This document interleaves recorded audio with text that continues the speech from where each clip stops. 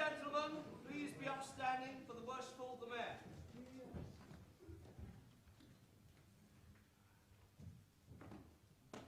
Good evening.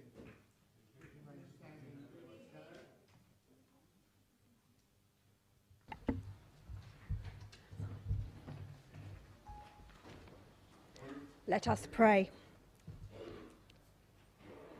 Tonight we pray for the people who live in, work in and visit the Basingstoke and Dean area.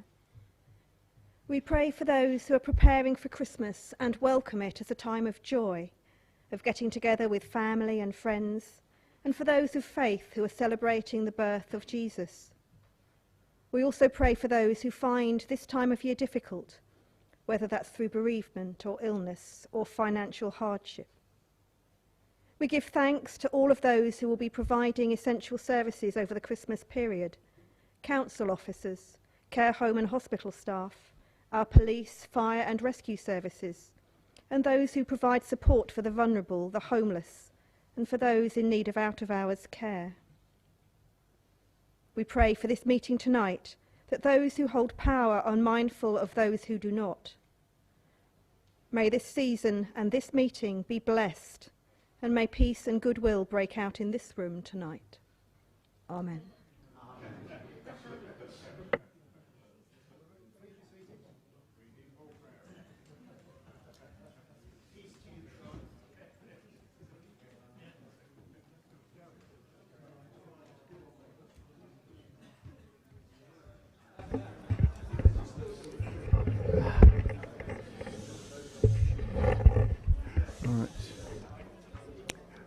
Ever conscious of the need to speak up, I'm going to move the microphone as close to me as possible. But please let me know if you can't hear, and I will do my best to shout even louder. There are no fire alarms scheduled for this evening. Therefore, if the fire alarm sounds, please evacuate the building immediately. The fire exits are located at the rear of this room, at the back of the chamber. So, members, please remember that that is the quickest way down, not back to the lifts. So, rear of the room, go down the stairs and meet in War Memorial Park. Please note that this meeting is being webcast live on the internet. And please can all members and public switch off their phones or turn them to silent. Tonight is likely to be a long meeting, and I am hoping that we can speed things up a little during the course of the evening so that we can get all the motions sorted before 11 o'clock. The Constitution does say that in no event will the meeting go on beyond 11. If there are any motions still not debated at 10:30, I shall be reluctant to start one. Apologies for absence. Councillor Reid. Thank you, Mr. Mayor. Apologies from Councillor Dan Putty and Councillor Stephen Marks. Thank you. Councillor Gavin James. Thank you. No other apologies. Declarations of interest. Anything to be declared? No. Moving on to item 3, Office of Mayor and Deputy Mayor for the year. As it says in the agenda, in accordance with the method of choosing a mayor and associated matters protocol, we are looking for, we have valid nominations for Councillor Mrs. Court as mayor. Members are asked to support this nomination. Is that agreed? And 3.2. The Office of Deputy Mayor, Councillor Mrs. Frankham is the next senior member. Is that also agreed? Agreed. Splendid. Item 4, minutes of the Council held on the 23rd of October. Paper A. Councillor Raffel. Mr. Mayor, can I just draw Councillors' attention to the minutes section of our book, page 8 of 11. There was a motion at the last council meeting on section 106 contributions. proposed by Councillor Bierman and seconded by Councillor Tomlin. During the course of that debate, I indicated that I was asking the Development Control Manager to prepare a report on this subject, and that I would want there to be an informal briefing.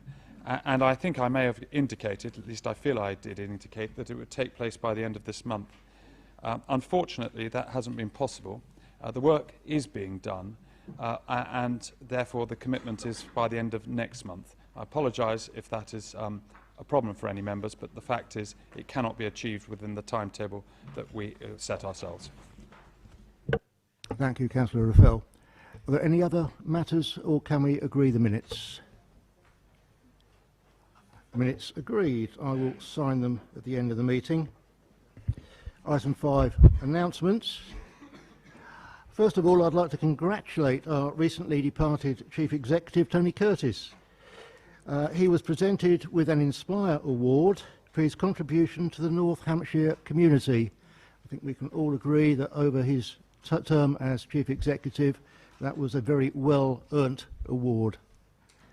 I'd also like to remind you that my carol concert takes place on Saturday at St Michael's, and I hope as many of you will join me as possible. And lastly, I have a quiz night coming up on January the 30th, which will be an opportunity for members to come along and just show how clever they are. And it would be interesting to see a team from the opposition trying to show the administration just how clever they can be. I look forward to seeing you there. Chief Executive? Nothing from us. Nothing from the Chief Executive. Councillor Raffel. Mr Mayor, as you know, this is the season of good news, because that's the meaning of the word gospel. Can I just bring you some good news? Today, as some of you were present will know, we had a very helpful and constructive meeting with the planning inspector concerning our local plan. It is clear from what he has said that we are within touching distance of having a sound plan. I can say this to you, that if we, and by that I mean the whole council, take on board his advice and suggestions, then we will be on track for the plan being found sound and approved.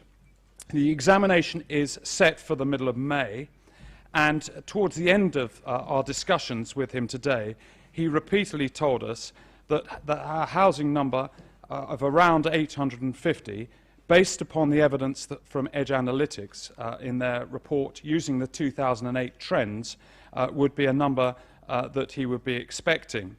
And that is important because he has found that our evidence base is sound, merely that we shouldn't have relied upon the 2011 recession-based figures, but should have stuck to more buoyant times from 2008. Going forward, whilst there are a number of other areas he's asked us to address, that is perhaps the most important one. In January, I've asked officers today to prepare a series of reports to go before the EPH committee that will deal with the housing number, to deal with any additional sites, and to deal with constraints upon the housing number figure. So that's what will take place. We will then have to have a cabinet decision, and then the matter will come before full council before further consultation. Can I begin on your behalf to thank the officer team who worked tremendously hard. One of the things that you will all know is that one of the officers, Adam Dodgson, has had to step in and step up to lead on behalf of the council today, and he did a remarkably good job for us. And of course, he has been working over the last few days in tandem with the full-time replacement, who will be going into bat for us in January. Can I also thank you as councillors, because without all of your efforts and your constant scrutiny of the plan that is being submitted, it wouldn't have been found to be so successful in so many different areas as the inspector found today. It's just, as you know, we've just got these other matters to look at.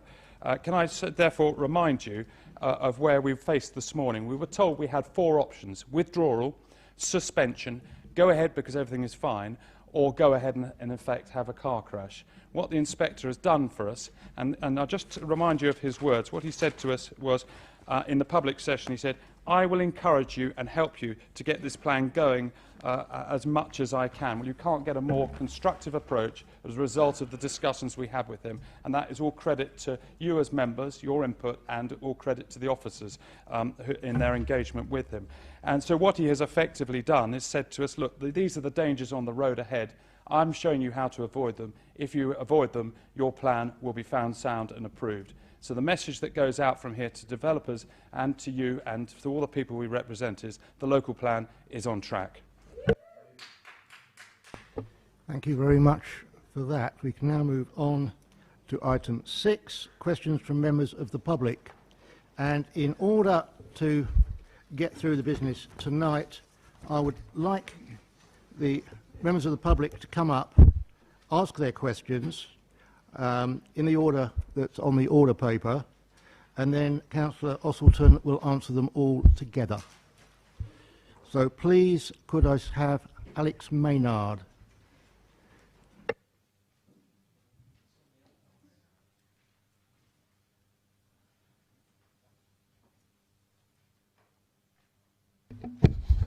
I'm just sorry to announce, I've just texted Alex Maynard because it was absolutely pointless him coming this evening, Mayor, because obviously he was expecting an answer from the cabinet holder to be told 2 minutes beforehand that we're just getting a statement read out. I've just rung Alex and told him to turn around and go back home.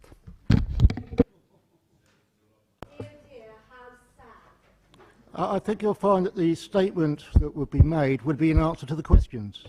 So I think that was a mistake. We had asked individual questions, asked our cabinet holder. We'll ask one question now.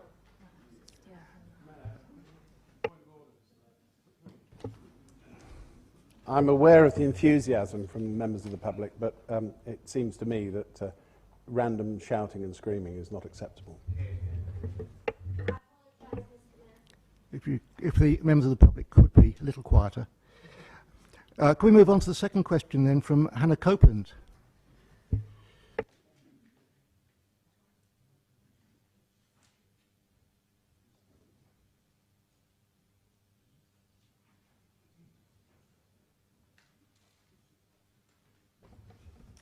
The coming cuts will without a doubt have an effect on the services provided by the Basingstoke Voluntary Association. Could you move it closer to the microphone, please? Move the microphone towards you. You can lift the microphone towards you. Thank you.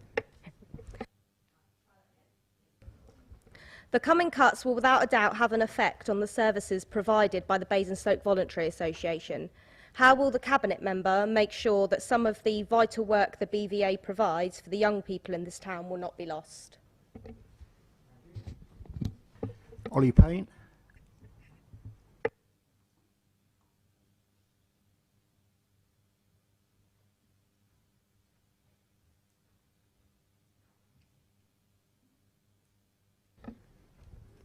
In light of the recent proposed funding cuts to youth services, will the Cabinet holder for young people be able to confirm continued support for the programme, such as streets and similar projects, and youth centres in our town that could suffer from these massive funding cuts? Thank you very much. Laurie Wooldridge.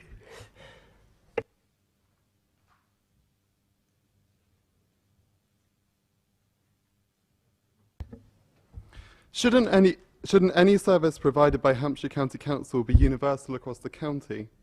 If so, why is Basingstoke going to be hit hard by these cuts? In particular, why is there a difference between in the New Forest, Test Valley and East Hants and the rest of Hampshire? Thank you for that. Laura Barfoot.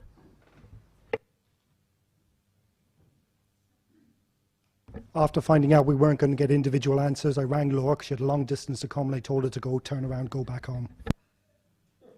I still think that was a mistake. Daniel O'Loughlin. I just want to check you haven't told yourself. Thank you, Mr. Mayor. Mayor, it's not a laughing matter and I don't find it funny at all that you do that, okay? It's very hard to get young people involved in politics, and I'm personally fed up with the negativity in this chamber when it comes to young people, okay? I've got a question for the Cabinet holder, who I do actually hold in high regard, and it is frustrating for me tonight that we get that 2 minutes beforehand. Would not have happened under the mayorship of Martin, I can tell you. Right. Can the Cabinet Holder please tell us a timescale for these cuts that are proposed from County, and if and how she and the Council would try and implement them across this borough? Thank you for your question. Councillor Osselton, are you have an answer for that? Thank you, Mr. Mayor. And I'd just like to thank all the youth for coming today and for putting their questions to me. Now, I'm going to answer every question, because I've got the questions and I'll give you the answers, even those... Well, sorry, I'm going to do it. Alex Maynard, while urban centres in Hampshire predominantly have the highest level of deprivation and have the most young people requiring early help, don't the proposed youth service cuts create a dangerous divide between urban and rural provision, neglecting those in rural areas who are hardest to reach? What will you as a Cabinet Holder be doing to safeguard equal provision across both urban and rural areas of this Council? I agree. There is a risk that young people in rural areas will not have access to the same opportunities under these proposals, and will make that very point to the County Council through my response to their consultation. Please be reminded that these reductions in funding are being made by our County Council. What I can say is that the Borough Council Youth Strategy, about to enter the decision-making process, does seek to benefit all young people within the borough, regardless of where they live. And for information, the rural areas such as Kingsclere, Tadley and Bramley have already got youth workers in there, and we're working closely with them within their community. My response to Hannah: the volume of service currently provided by BVA and also Westside Community Association will be affected. However, we need to remember that this is a commissioned service, and there is no guarantee that these organisations will be awarded future contracts. This Council's approach through the Borough Youth Strategy, both past and present, is to build capacity in local communities to deliver services for young people, and that will continue. And in our strategy, we have 70 new youth areas opened up with the community and volunteers helping the young people in this area. Ollie, yes, this Council's support for initiatives such as streets will continue, so these activities can be delivered in a sustainable way. And we do get outside funding for this from Sovereign, the Anvil, as you know, and Shire, which is a big pharmaceutical company, and we're being commended by the Home Office for this. Laura, this is a question for Hampshire County Council and not the Borough Council. The proposed reduction in funding for early help support and the formula used to apportion funding, which is based on assessment of need, is something the County Council has decided on. However, I believe that the borough is affected disproportionately. I don't think that the borough is affected disproportionately to other areas, and I accept that public funding should be based according to need. Laura, as per the County Council's funding guidance document, some youth support services that are currently commissioned will be funded via other means. These included young carers, accommodation, lesbian, gay, bisexual and transgender, domestic abuse and young people, not in education, which is known as NEET. In my response on behalf of this Council, I will acknowledge that funding will continue to support these areas, but express concern that these budgets may be at future risk. Again, the proposed Borough Youth Strategy recognises the need for help and support for young people and has actions highlighted that will look at ways to continue to do this. And from the second part of your question, which was the housing officer, and members from all parties have been working hard to minimise the potential and as yet unknown impact on supporting people cuts in Hampshire. For those specific services for young people, we have successfully secured agreement for a new jointly commissioned service with Children's Services for the borough from April 2015 to March 2018, which will potentially deliver an enhanced range of housing support services for our young people. And Daniel, these are County Council reductions in spend and not within the control of this Council. However, it is understood from the consultation guidance that these are proposed to take effect from April 2015, and I intend to express my disappointment at the short timescale and lack of a phased approach to implementation. The consultation period should have closed today, but it has been extended to tomorrow afternoon. I have not sent my letter of response yet or the consultation document because I specifically wanted to listen to see what the young people of the borough have had to say, and I will incorporate into my response what has been said here tonight. Because please remember, this is a county council issue. We have county councillors who should be dealing with it, and the majority, well, nearly all of the funding of the 246 actually is funding that goes to BVS, and I have a breakdown of it to tell you exactly, whereas the borough youth officers are in at the community, which says in our strategy. So thank you for coming tonight, and I certainly will include you in my response. Thank you. Thank you, Councillor Ostleton. We have time for supplementary questions, starting with Hannah Copeland. I'm quite happy for you to come first. Sorry, Mr. Mayor, we were told at the beginning of this meeting we would not be given supplementaries individual on the questions, hence my annoyance. That's what the officer told me. Who gave you this information? The officer down here.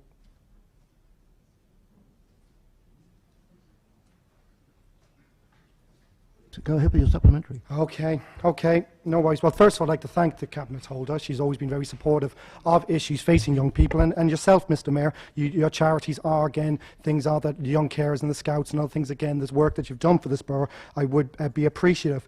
I'd be very grateful if the Cabinet Holder would write to county. Our group has tried to speak to our county councillors based in Winchester and some of the cabinet ministers in Winchester, and the response we've had has been very quiet, to say the least. The one thing I would like just a bit of clarity, if at all possible, when we're talking about BVA services, and I think they do a marvellous work that they do.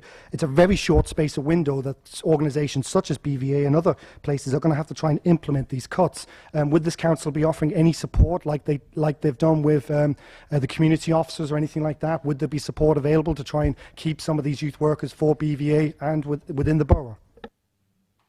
Thank you. Thank you, Mr. Mayor. Yes, thank you. It's very early days yet, but I am working with Rebecca Kennelly and some of our officers at the borough for a solution to some of these problems, but it's a bit early yet to say what's happening. I can't actually say at the moment, but Rebecca is aware of it, and yes, I'm working very closely with Rebecca at the moment. Is there a supplementary from Hannah Copeland?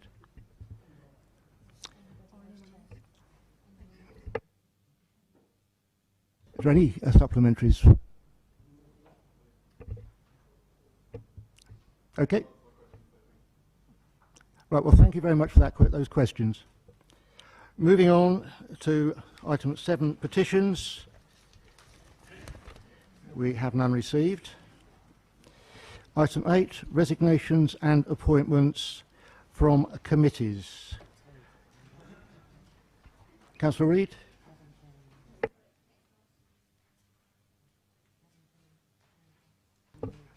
Councillor Gavin-James.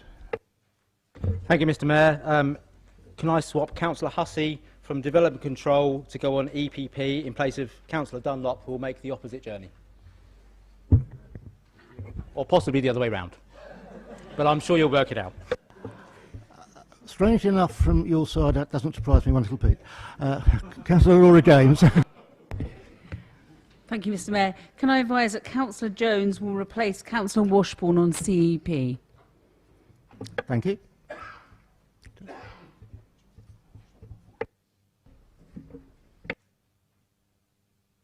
Mr. Mayor, I have some changes to outside bodies, if you want to take those now. Nobody else? Councillor West. Mr. Mayor, Councillor West on human resources, please. I believe you're entitled to that, so that will go through. Right, and on little b, outside bodies, Councillor Reid. Thank you, Mr. Mayor. I have a few. Do you want me to run through them in one piece or one by one? One by one, I'm afraid. Right, to begin with, Basingstoke and North Hampshire Foundation Trust, Councillor Mrs Ossleton to remain. Councillor Orrs. Is that agreed? Or are there any other nominations on that particular item? In that case, that's...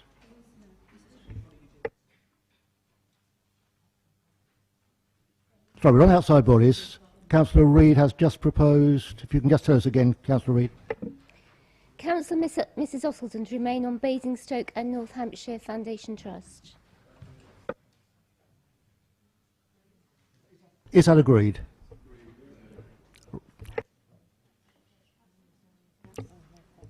He's still got the chair by the look of it. Thank you, Mr Mayor. If I move on to our next one. Carl of the Arts, Councillor Diane Taylor to be replaced by Councillor Rob Golding. Councillor Roy James. Can I propose Councillor Taylor for Basingstoke Youth Action Trust? Not Carl of the Arts, which was the one that was just being discussed.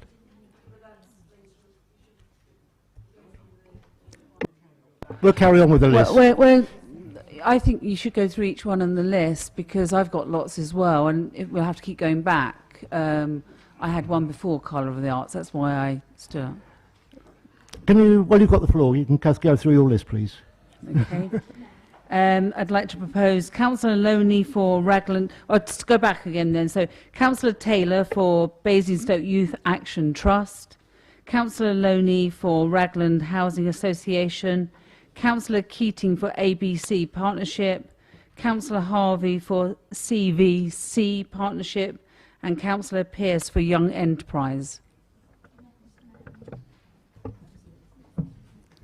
Right, the officers are having trouble keeping track, so I am going to go through the list, I'm afraid, starting at the top. Right, do we have any nominations for the Barlows Park Management Association, Tadley? Basingstoke and North Hants Foundation Trust. Thank you. Hello, Mr. Mayor. Yeah, this is... I thought we'd agreed this, but I will say it again. For Basingstoke and North Hampshire Foundation Trust, Councillor Mrs Ossleton to remain. That is agreed. Basingstoke Music Festival Committee. Basingstoke Youth Action Trust. Councillor Taylor, sorry.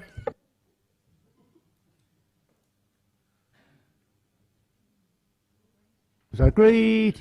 Yeah. Enterprise first. Carl of the Arts. Thank you, Mr. Mayor. Councillor Diane Taylor to be replaced by Councillor Rob Golding.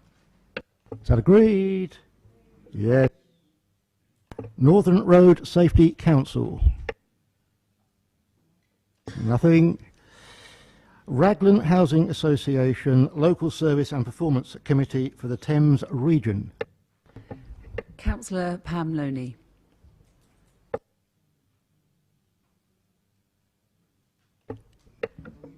Thank you. We also have a nomination, Councillor Laura Edwards.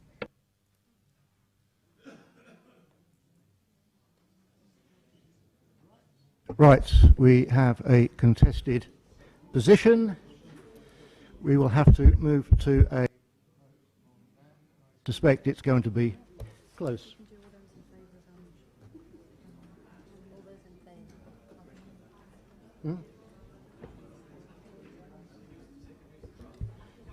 Are we going for this? I'm told we can do a show of hands just to speed things up. So can I have a show of hands for Councillor Loney?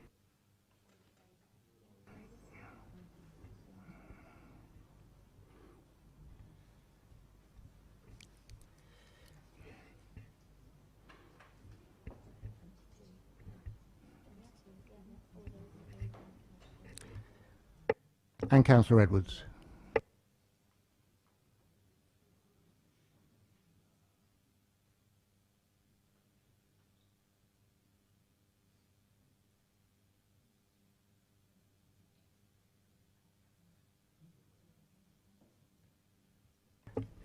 Laura Edwards is elected. Moving on, relate North and East Hampshire and borders. No. ABC partnership. Terry.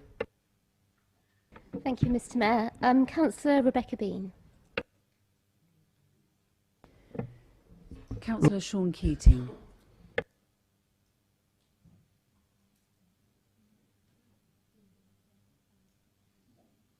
Show of hands again for Councillor Mrs. Reid.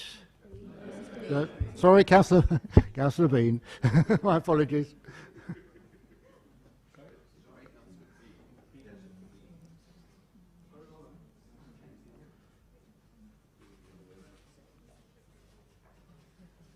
Okay.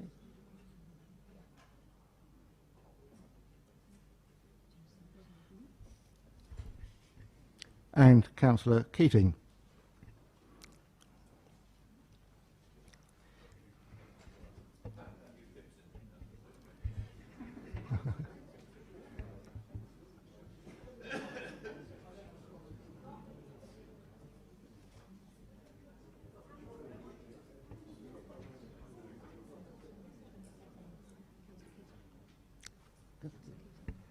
Councillor Keating has been successful.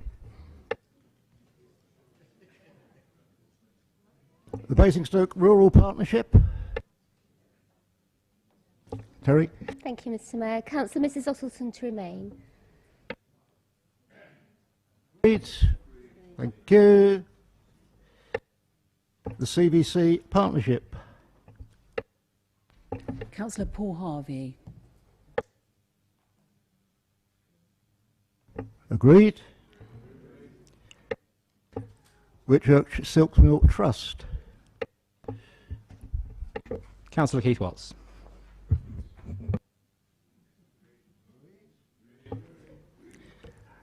I think this will go the same way. Whitchurch Youth Centre Trust. One way round. Councillor Keith Watts.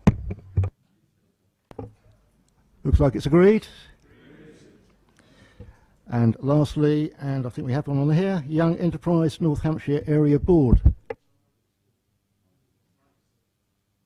Sorry, Councillor Nigel Pearce.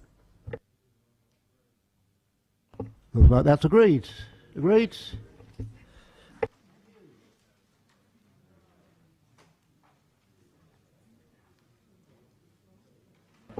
Moving on to reports for decision.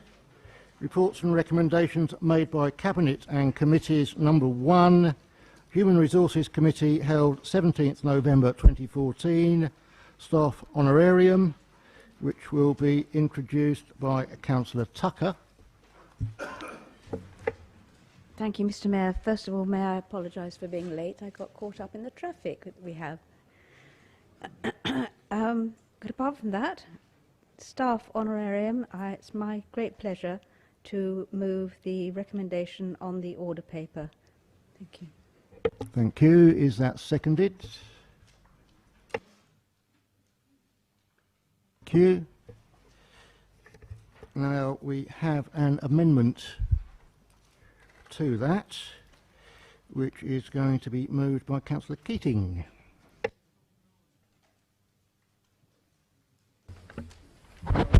Thank you, Mr. Mayor. Can I start by identifying that I want, with the approval of my seconder, to amend the motion in paragraph 1.1, line 3, after the word honorarium, to remove the word of up to. In other words, an honorarium of. Can I say, Mr. Mayor, this is not an anti-administration motion. It is a pro-staff motion. It's not intended to criticise anyone for what they might have proposed or supported, because the staff of this council simply have continued to provide exceptional service year after year after year. Against the background of 5 years of pay restraint imposed upon them. After stoppages, if the £100 figure continued to remain in place, no individual staff member will get more than £70 in their pocket. Because properly, these payments are subject to tax and national insurance. And I don't criticise that. Can I also say, it's absolutely clear from the accounts before us tonight that we can afford this. The current accounts before us tonight show that there's an underspend in this one financial year of just under £1 million. My suggestion, my proposal is that we provide an honoraria of £200, and therefore that would cost £120,000 out of £1 million. However, bearing in mind that 86% of all of the part-timers who are currently never going to get £70 because they would be prorated, I suspect that we're verging on discriminating against women here. So my proposal is that part-timers get the same honorarium as everyone else. We can afford to do this, and there would be nothing wrong in changing the arrangements in the way that I'm suggesting. Now, as an ex-trade union official of many years, I would never argue that payment shouldn't be counted as pensionable and matters of that nature, but I'm not going to make that argument tonight, because this is a pro-staff motion, not a trade union motion. So, of course, it's non-pensionable. It has to be paid to staff who are identified as being employed on a particular date, so that's not an issue. If they leave too early, they leave too early. End of story. However, I do believe we should treat the people who work for us, whether they're categorized... Thank you very much. I believe the people who work for us should be treated equally, irrespective of the category of contract that they currently have. So whether they're temporary or casual workers, I think if they're here, they're working, they're producing, and they're enabling us to have an exceptionally good service, they should be treated equally. So I move, Chair, that we agree an honoraria of £200 to a value effectively of less than £150. I move. Thank you. Thank you. Is that seconded? Sorry, I second that. Can I just have something to say? It's very simple. You may speak now, yes. Thank you. I'm sorry about my voice isn't carrying very well, but I've got quite a sore throat at the moment. And I'm sorry also to those in HR who had to put up with my request in the HR meeting. But I certainly agree that if somebody has worked really hard, it doesn't matter if they've done 20 hours or 37.5 hours, people give their all. And I believe if people give their all, they should be looked at in the same way. And I believe firmly that 86% of the part-time people in our borough are women. And so I think Sean was right when he said there is some degree of women losing out here. But my view is these people who work for us have given 100% to reach the target of the survey, and therefore I'd like us to treat them all as equal and pay them equally. Thank you, Mr. Mayor. Thank you. Thank you, Councillor Loney. And congratulations on your maiden speech on your return.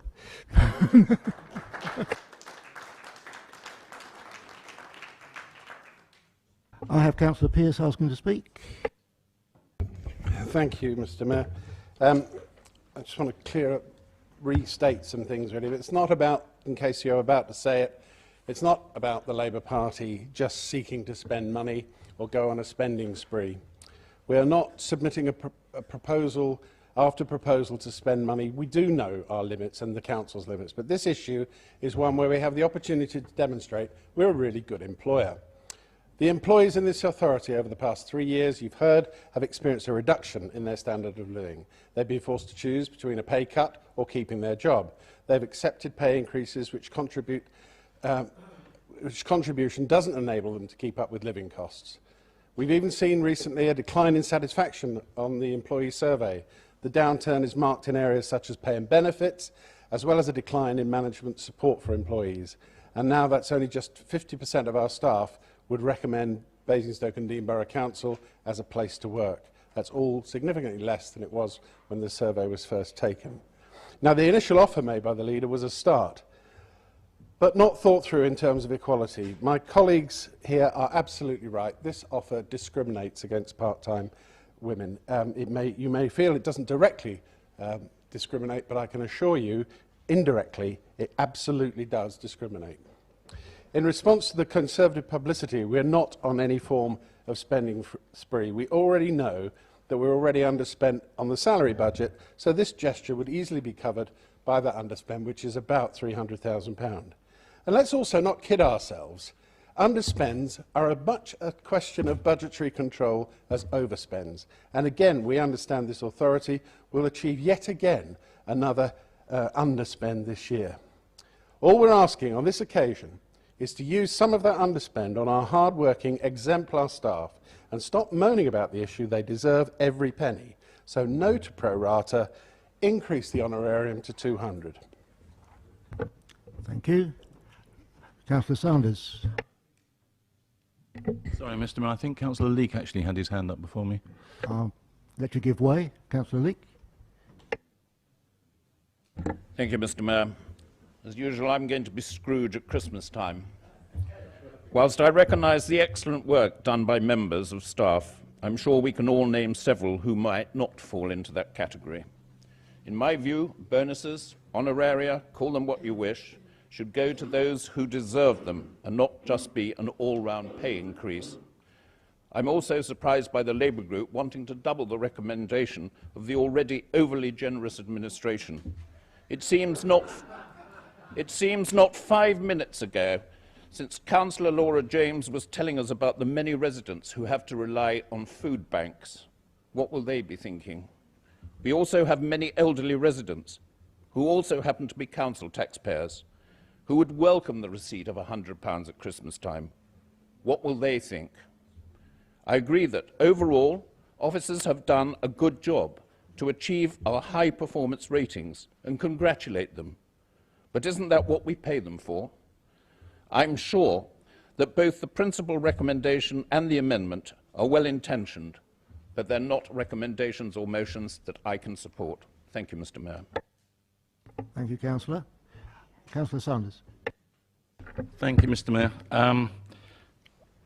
I'm sorry this has come to a debate in this evening, because I didn't think that this was an issue that we wanted to politicise in any way. Indeed, I was hoping that this would be something which we could all join behind and support to show our solidarity with our officer team.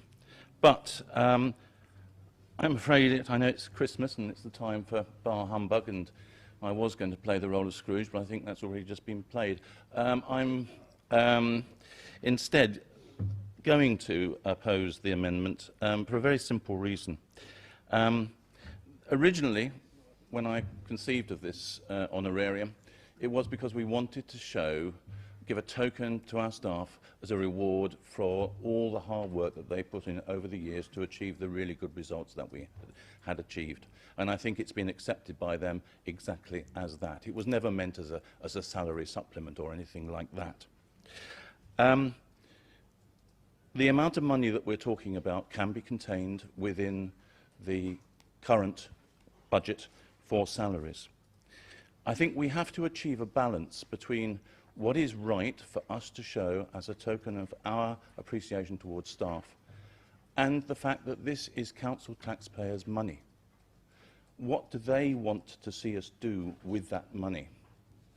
And the additional £70,000 that the proposals which are being made here in the amendment that we could use, for instance, we could buy 2 more homes to help support the homeless with that amount of money, to add to the homes that we're already buying, and the way that we're choosing to allocate the underspend. It isn't as if this famous underspend that we have is just going to sit there as a pot of money. There are already very good uses which were discussed and taken through Cabinet and are very clear in a later paper that comes there. And there will be, I'm sure, lots of people out there who will object to the fact we're giving anything to our staff, and I would argue against that. I think it is absolutely the right thing to do, that we should do, but it has to be proportionate. And similarly, I think it is proportionate that people should be rewarded under this scheme according to the number of hours that they have put in the course of the year. I think most staff think that is fair. And it is exactly the principle that we have employed in the past. And therefore, I would not want to change that at this particular moment in time. I think also we have to remember that many of our residents who are employed in the private sector have had no salary increases over the past 3 or 4 years. They've had no increase in their well-being. At least our staff are looking forward to an additional £100 or more in their pay packet this December as a result of the increase in the salary scheme that has been agreed, and they get another 2.2% from January. So at least they are getting something, whereas a lot of the people who are actually contributing the money for this honorarium will be getting nothing. On that basis, I think it is reasonable that we stay where we are. It is reasonable that we achieve the right balance, and I think that is something which I would hope we can all agree about and coalesce around. Thank you, Mr. Mayor. Thank you. Councillor Gavin James. Thank you, Mr. Mayor. I'm going to support the substantive and oppose the amendment. I think it's quite right that we make a token gesture to our staff to reward the efforts and commitment they've shown over the past year in taking this council where it's got to. But of course there isn't a bottomless pit of money, and if we had more money to spend, I'd rather spend it on more staff, because of course staff don't just come here because of the money. In fact, many of our highly skilled staff could take their skills into the private sector and earn more money. There's other things they want. They want their opinions heard, they want their efforts praised, they want their knowledge respected, they want to go home on time, they don't want to have to take work with them. I think they would prefer to have more colleagues and more money, because actually it's about their quality of life. So I think I would rather stand up this evening and say thank you to the staff for all their efforts and all their energies, to promise them that the new year will bring greater respect for their efforts, and I will appreciate their opinions, value their opinions, and respect all they do for this council throughout the year, and not make a token cash gesture at Christmas. I have to say, when I first read the amendment, I had some concerns that we were just adding another £100 for the sake of it, and then someone could move another amendment, add another £100. It does feel, and I appreciate what the opposition say, or the Labour group say, that it's not a political motion. It just feels like a bit of opportunist bunkum. Thank you. Thank you. Councillor Regan. Thank you, Chair. I won't be political either. I mean, Councillor League is not Scrooge, that's an old joke. He's the Beadle, isn't he? You want more? Well, they do want more. I mean, the point is the public sector and staff right across the piece have not had a pay rise for 5 years. They've been the bunt of government, the coalition government. No wonder Councillor James won't support it, because his government has been squeezing public sector pay. So, listen.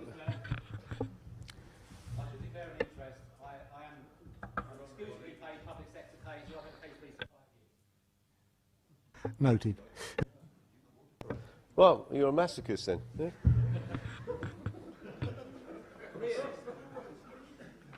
No money. The point is, if you explain to the public out there that no one's had a pay rise in the public sector below inflation increases for the last 5 years, they would say, well, they do deserve an increase, you know. So let's be honest with the people. So it's undercooked. It's only a token patronising gesture, I would say, from the administration anyway. So the £200 pays the income tax and the national insurance. That's what it's about. So, and also to treat the part-timers fairly. So I support the amendment. Thank you. Councillor Laura James. Thank you, Mr. Mayor. When I remember the leader coming to council and saying how wonderful all of our staff had done, and I'd like to support the staff by giving them an additional £100. I just never, in my wildest dreams, thought that it would relate to the number of hours that you worked. I assumed that all members of this council would receive that £100 in recognition for the work that they had done within the council. And as I said, there are women within this council. 85% or 86% of part-time staff are women who are working less than full-time hours, who are not going to get that additional money. I think that's appalling, absolutely appalling. What we said is we're recognising what the staff did and saying thank you to the staff for their contribution in making this council a great place. But what we're then saying is thank you to you part-time staff for what you've done, but you only work 30 hours or you only work 32 hours, therefore you're not going to receive the full £100. Well, I think that says something about us as a council, really. I think it's pretty appalling that we would do that.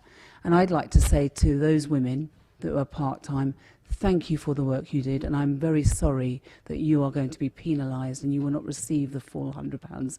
But thank you very much. Councillor Keating, can you sum up on the amendment?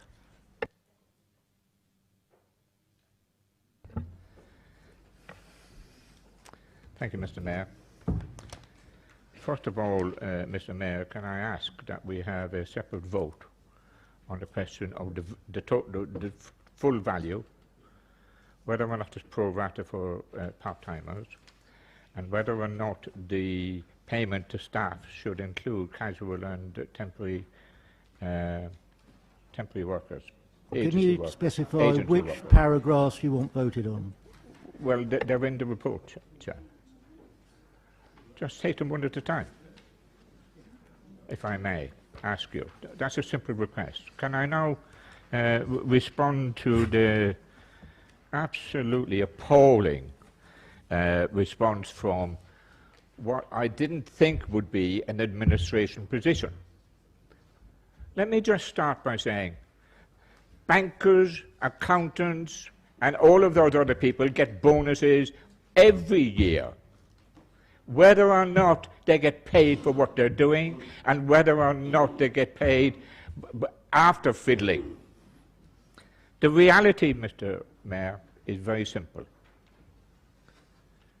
We either value the staff in a form which gives them what we started out saying we would give them, £100. The current proposals will never give anybody £100. Now, Councillor Saunders, he's now introducing into the equation, oh, the old people and the extra houses and matters of that nature. We could do all of those things you have said by using the £100 bonus, Councillor Saunders.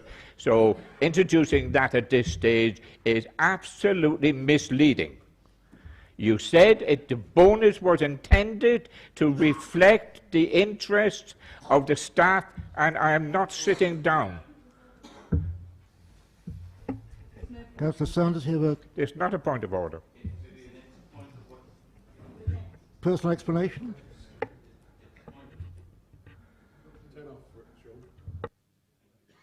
It is a point to actually clarify what I said, because I think I am entitled to a point on that, because it refers to a statement which I made earlier in this debate. Absolutely correct. Thank you. And the point was that this was about achieving a balance between those requirements and other requirements. It was not about one should do this instead of that or anything like that. It's ridiculous. Thank you. Thank you, Mr. Mayor. Can I just simply say there was no balance referred to in the original proposal. It was, let's reflect the value that we have in the staff because they're brilliant and they produce a wonderful result. There is no way I'm going to convince some of you people to vote for this, and I am not surprised. I am saddened. I'm disappointed, but I'm certainly not surprised. I move, Mr. Mayor. Thank you. Just Is that a point of order, Councillor Yeah, Cubic? it is a point of clarification. It's to do I'm with sorry, but you the haven't spoken, therefore you don't need to clarify. Point of order, then. A point of order is that he made a reference What is to... the point of order? Well, it's that the public sector already That is earns not a point of order. £5,000 Please sit more than the down. private sector. There's a gap already. We'll now move to the vote, and it will be done electronically.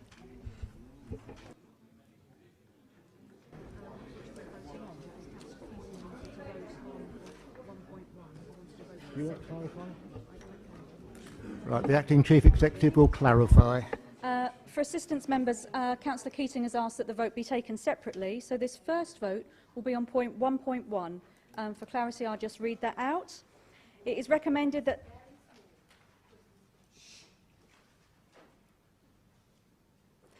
the HR Committee consider making a recommendation to Council that all employees are awarded an honorarium of £200 to reflect the significant contribution that they have made over a prolonged period to making Basingstoke-and-Deane a better place to be. Shall we open the vote? Members ready to vote, please?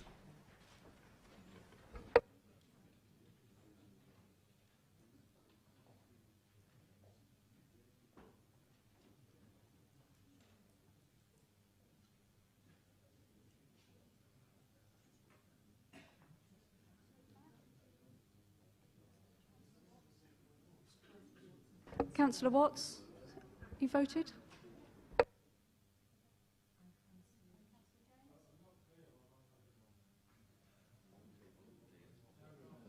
You're voting on paragraph 1.1 only at this point.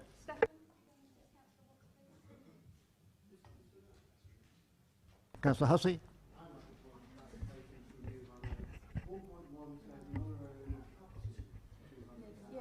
It no longer says up to, that was withdrawn.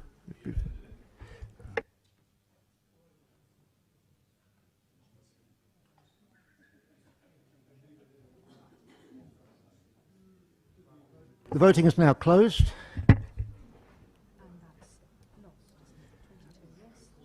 And that is lost. Moving on.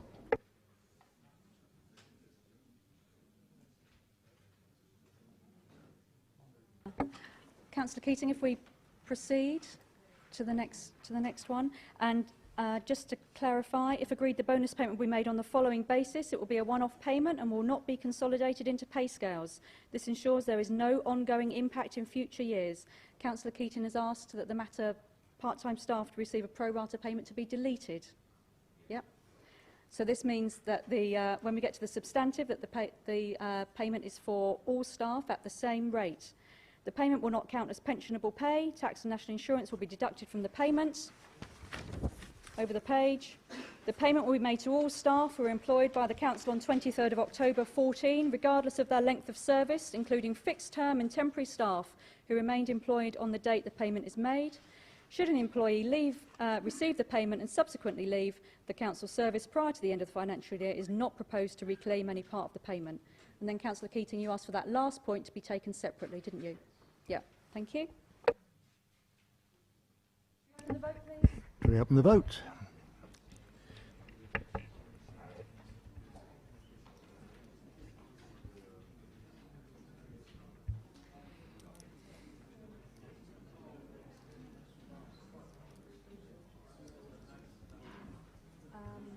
Middle row, Godson, please.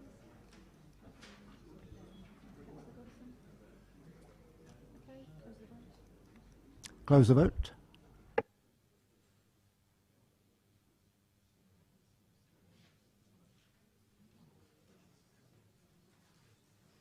And that is also lost. 30-24. Members, and then the final vote is that the payment will only be made to staff who are employed by the Council under a contract of employment. Casual workers and agency workers will be included, subject to having completed at least 3 months' service. We open the vote, please.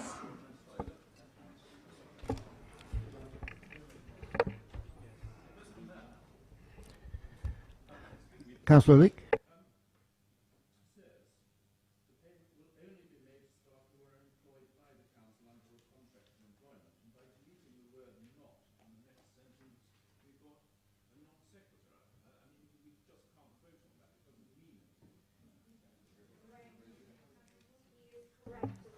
I will ask the Acting Chief Executive for opinion on that.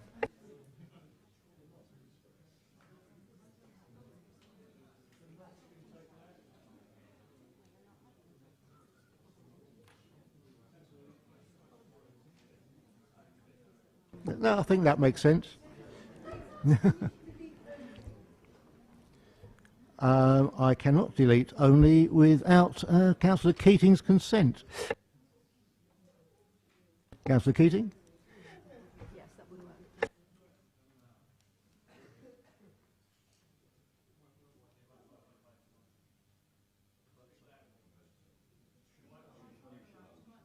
The machine won't work, so I will only have to speak slowly and lightly.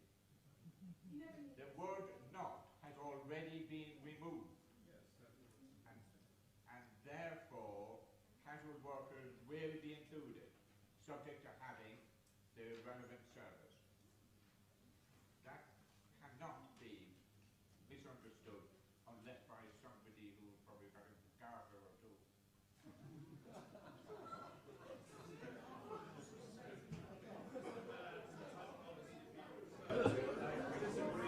Councillor Leake, you can only speak if you want to clarify something you said earlier.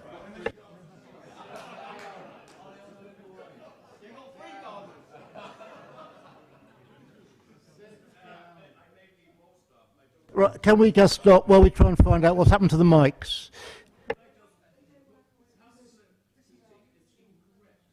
Councillor Leake, you can speak in a moment.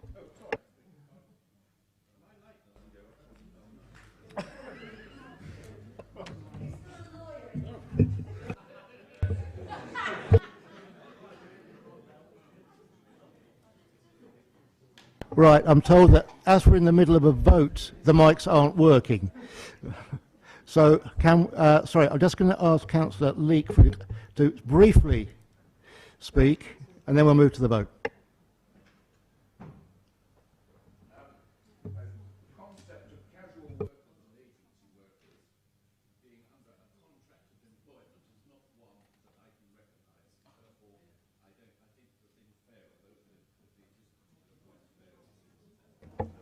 Thank you.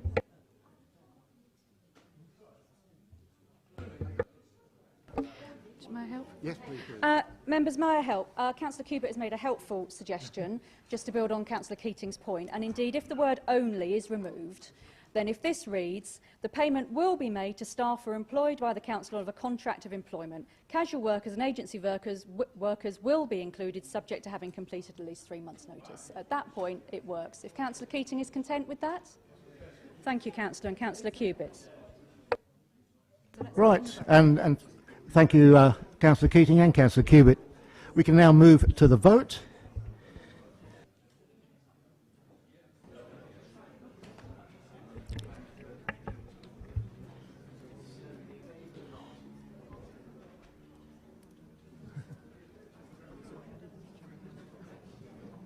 How's it going? Who hasn't voted?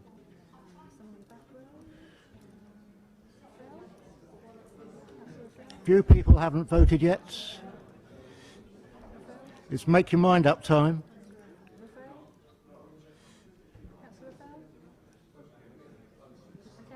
Okay, I'm closing the vote. And I'm afraid that's also lost.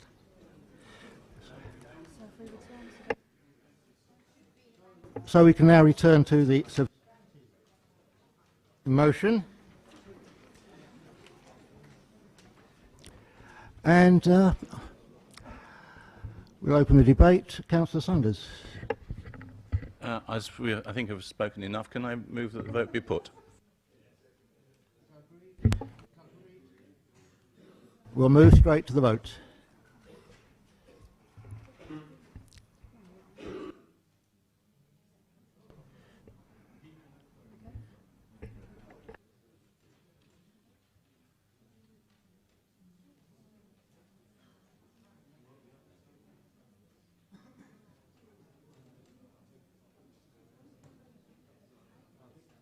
I think it's safe to close the vote now, and it's clearly carried.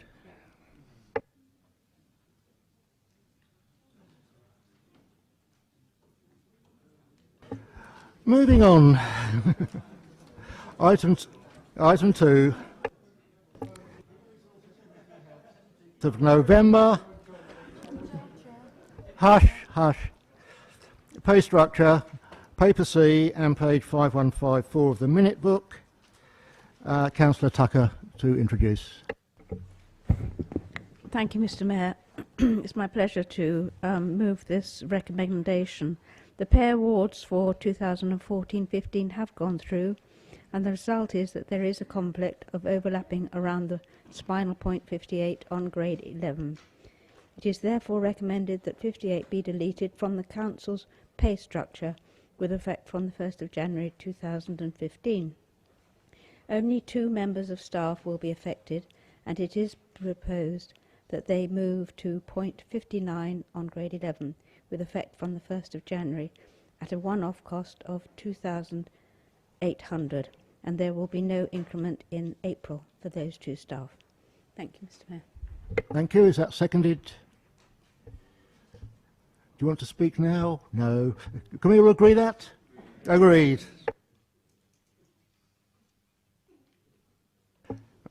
Item 3, Human Resources Subcommittee, 4th of December 2014, appointment of a Chief Executive. The Council Leader to... Thank you, Mr. Mayor. I have great pleasure in moving this recommendation. As members will be aware, we had a fairly exhaustive process for selection.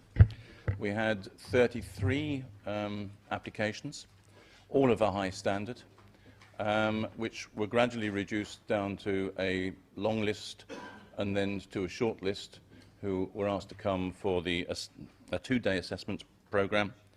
I have to say on behalf of my fellow subcommittee members that I think we were all very impressed with the quality of the candidates who came before us.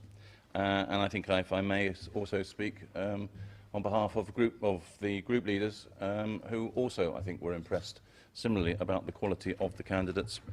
Eventually it was narrowed down to 2 on the final day, and from that there was a clear and unanimously selected winner in the process, Melbourne, but Mel as he prefers to name, Barrett. And I'm very pleased to say that he has accepted the offer and hopefully will be joining us.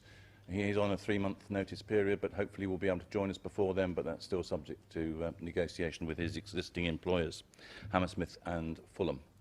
I think he's going to prove to be an exceptionally good Chief Executive for the borough. He has all the attributes, all the skills and the experience that we require at this present time, and I look forward very much to working with him, and I look forward, as I'm sure we all do, to welcoming him to the borough and giving him all the support that he'll require to do what I think is going to turn out to be an absolutely outstanding job.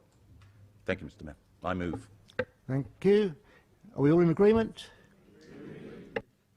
Thank you. Number 4. Cabinet held on the 2nd of December 2014. Revenue and Capital Budget Forecast, 30th September. Paper H. Councillor Isaac to...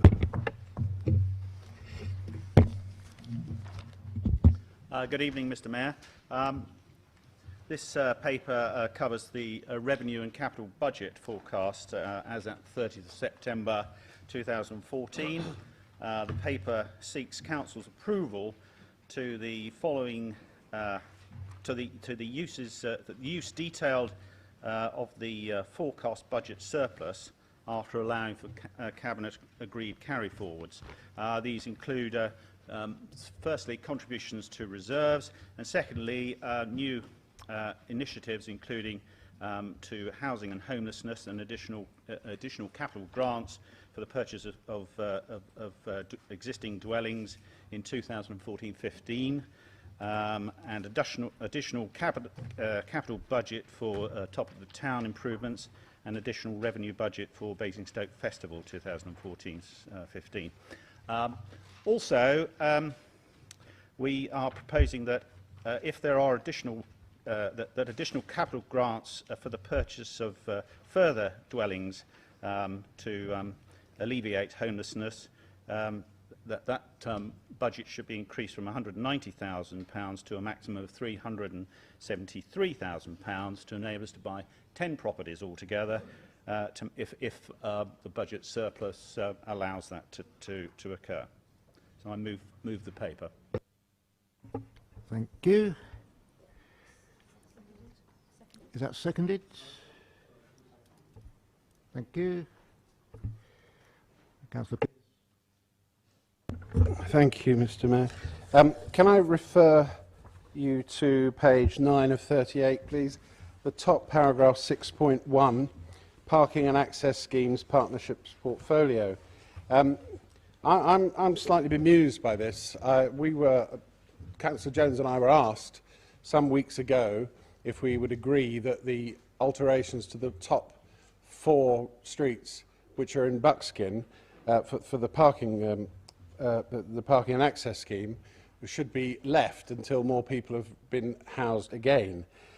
We both said no, but since then we've not heard, until we read this, that in fact it looks as though there's going to be some slippage. Now, I may have misread this, so I'm asking for a point of clarification that if they are not going to be completed in this financial year, that there will not be any alteration to the funds available and it will be carried over. I can assure you the residents have already said on a number of occasions, well, I expect they'll put that off as well. So we do need a point of clarification if it's not going to be done in this financial year, precisely when it is going to be done. Thank you, Mr. Mayor. No others. Councillor Osselton. I think, Councillor Pearce, you're referring to me, aren't you? With it, yeah. Yes, I thought you were. I met with the officers about 6 weeks ago, and it was put to me that you, because of the effect of what went on in Buckskin, that the officers were under the impression that Councillor Pearce wished it to be put off for this year until they looked to see when the residents came back. Subsequently, we received a letter to say that was not true, and it is my understanding that it stands as it is. Thank you. Councillor Isaac, to sum up. I think I've said enough, Mr. Mayor. Oh, I wouldn't have thought so. I can listen to you for hours. Can we put, is that all agreed? Thank you. Right, item 5. Cabinet held 2nd of December 2014. Treasury Management Monitoring Mid-Year Report for 2014-15. Councillor Isaac. I knew I'd hear from you again. It is me again, yes. Mr. Mayor, this report is the Treasury Management Monitoring Mid-Year Report. The report shows the activity within the Council's Treasury Management function for the period from April 2014 to 30th September 2014, and also includes the forecast for the year ending 31st of March 2015. The report shows that net interest and investment income is forecast to be £3.173 million before the use of reserves, compared to the estimate of £3,500,000. I'm sure I got that right, have I? £3,500,000. This is £327,000 less than estimated. The shortfall arises principally because of adverse movements in terms of interest rates. So, although the Council's interest and investment income has reduced over recent years, the benchmarking results compared to other councils show that our returns are still more than double those of many other local authorities. Thank you. Is that seconded? Thank you. Agreed? Item 6. Manydown Executive Committee held 2nd December 2014, Planning and Delivery Strategy. Councillor Joe Wardina. Mr Mayor, I move the recommendation as per paper J. And is that seconded?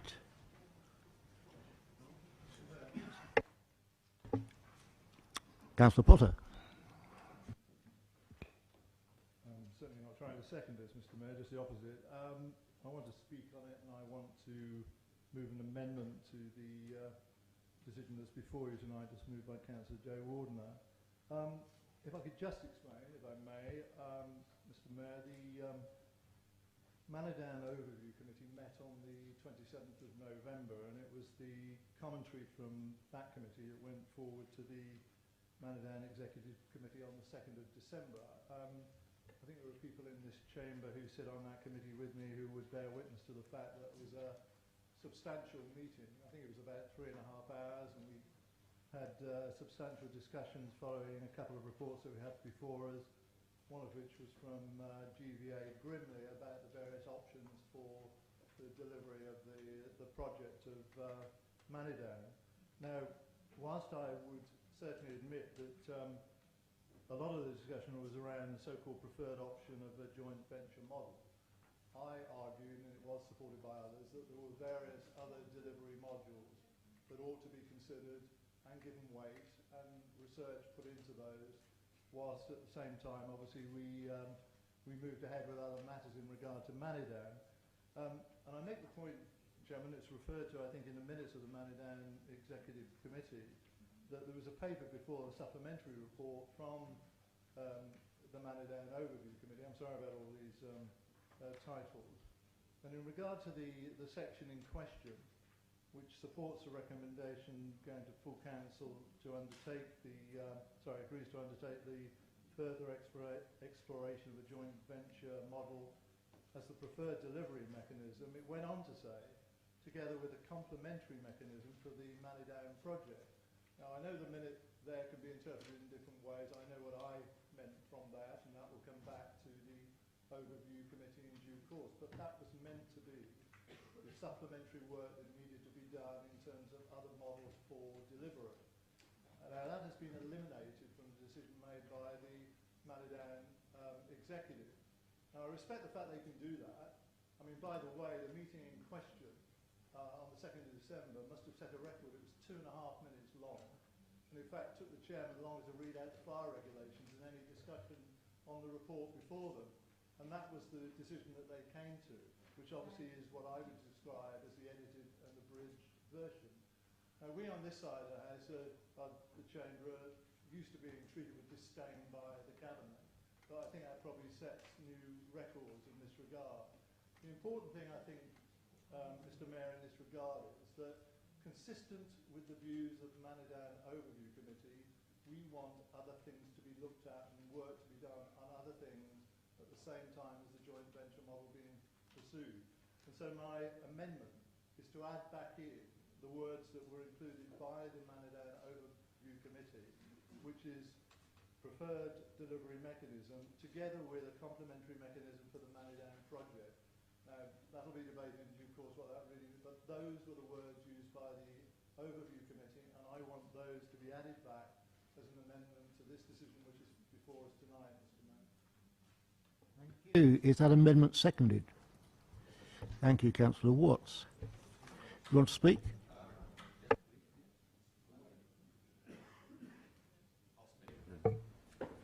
Thank you, Mr Mayor. These minutes and this meeting of the Management Executive Committee held on the 2nd of December is not worthy of the debate we had at the overview meeting. That overview meeting, we discussed many options for the future of Manydown. We looked at the urban corporation, we looked at self-development, we looked at future partnerships, we debated percentages of affordability, all on the proviso that these different scenarios would be looked at and some commissioning report would be report back to the overview committee. So when we come back and see this executive summary that we have a meeting that lasted less than 3 minutes is not worthy of the debate we actually had at that overview, and it's shameful, Mr. Mayor, you know, that the executive committee could be so flippant and just walk over everything that we discussed. I mean, this Manydown land has got potential worth hundreds of millions of pounds for this authority, and we pay lip service to it. I think it's absolutely disgraceful, Mr. Mayor, and I support Councillor Potter's recommendation that we add those little comments from the overview committee. Thank you. Thank you. Councillor Kiewit. Yeah, before we discuss any of this, what I'd quite like is for the portfolio holder to explain why he deleted that section that the committee thought that they'd approved in Roman numeral 4, please. Thank you. Councillor Tilbury. Yeah, thank you, Mr. Yeah, I'd just like to support what Councillor Pott and Councillor Watt said. I too am on the committee. One of the problems is when this meeting went on for about 3 hours. I think we spent about an hour summing up what the conclusion is going to be. We were losing the will to live by that time. But the problem was it was nearly all on pink paper, so we couldn't actually talk about it. We can't talk about it tonight, and I think that's part of the problem here. That there were a number of issues why we wanted to look at other ways of possible delivery mechanisms, because the joint venture we got in front of us, as its name suggests, is a joint venture. It will basically have our influence on Manydown.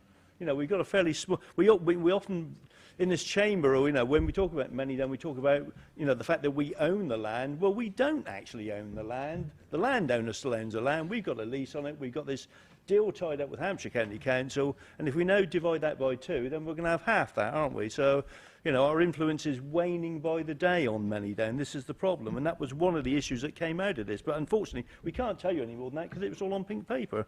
But I would support what they've said. You know, this doesn't reflect what came out of it. I mean, this is really just saying we've got to go for a joint venture because we've got to bring in the private sector to do the job, which isn't what we were saying there.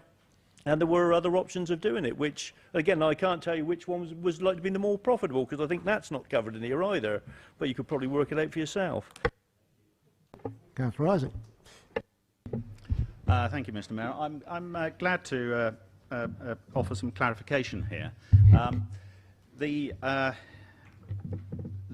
Manydown Oscom Committee, as colleagues have said, did discuss this at length, discuss options, discuss the papers that we received from the officers and from URS on planning strategy and on the development mechanisms from GVA. So they did a lot of good work, and that appeared in the minutes from the Oscom.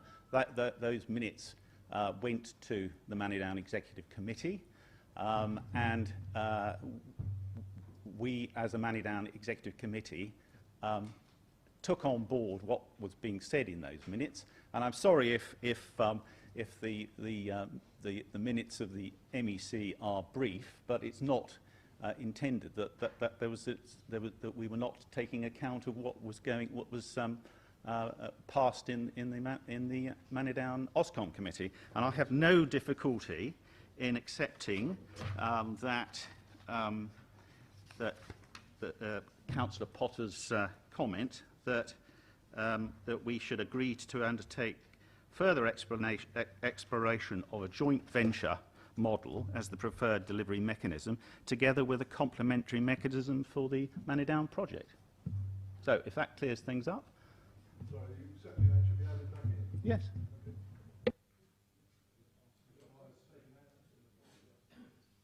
Can I take it from that you're accepting the amendments and therefore changing the substantive motion? If we are changing it so that it makes reference to a complementary mechanism for the Manydown project, yes. Is Councillor Potter happy with that? I am, Mr. Mayor. I mean, I can't ask for more than that. As I say, that's what is in the minutes of the overview committee. I mean, I may have comments to make at the next overview committee about how well that reflects what was spoken about in the meeting. That's another matter. Certainly that's what is before the Manydown Executive Committee. And if Councillor Isaac is saying, yes, that will be added back in, I'm happy to accept that. If I could just have some sorry, Councillor Parker. Mr. Mayor, could we just ask that the recommendation is read out clearly again? I was just about to ask exactly that question. Mr. Mayor, shall I can I attempt to be clear then on what is being proposed, which is that 214 is amended so that at that point it says third line, preferred delivery mechanism, and then add in with a complementary mechanism, followed by the concluding words for the Many Down project. That's understanding on this side.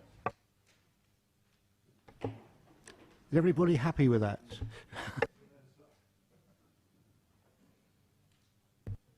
Sorry, Mr. Mayor, we're nearly there. I mean, I'm quoting from the supplementary report that went to the MEC. As I say, it took them every bit of 10 seconds to look at it. But it actually says, support the recommendation that full council is meeting on the 11th of December 2014 agrees to undertake further exploration of a joint venture model as the preferred delivery mechanism together with a complementary mechanism for the Manidan project.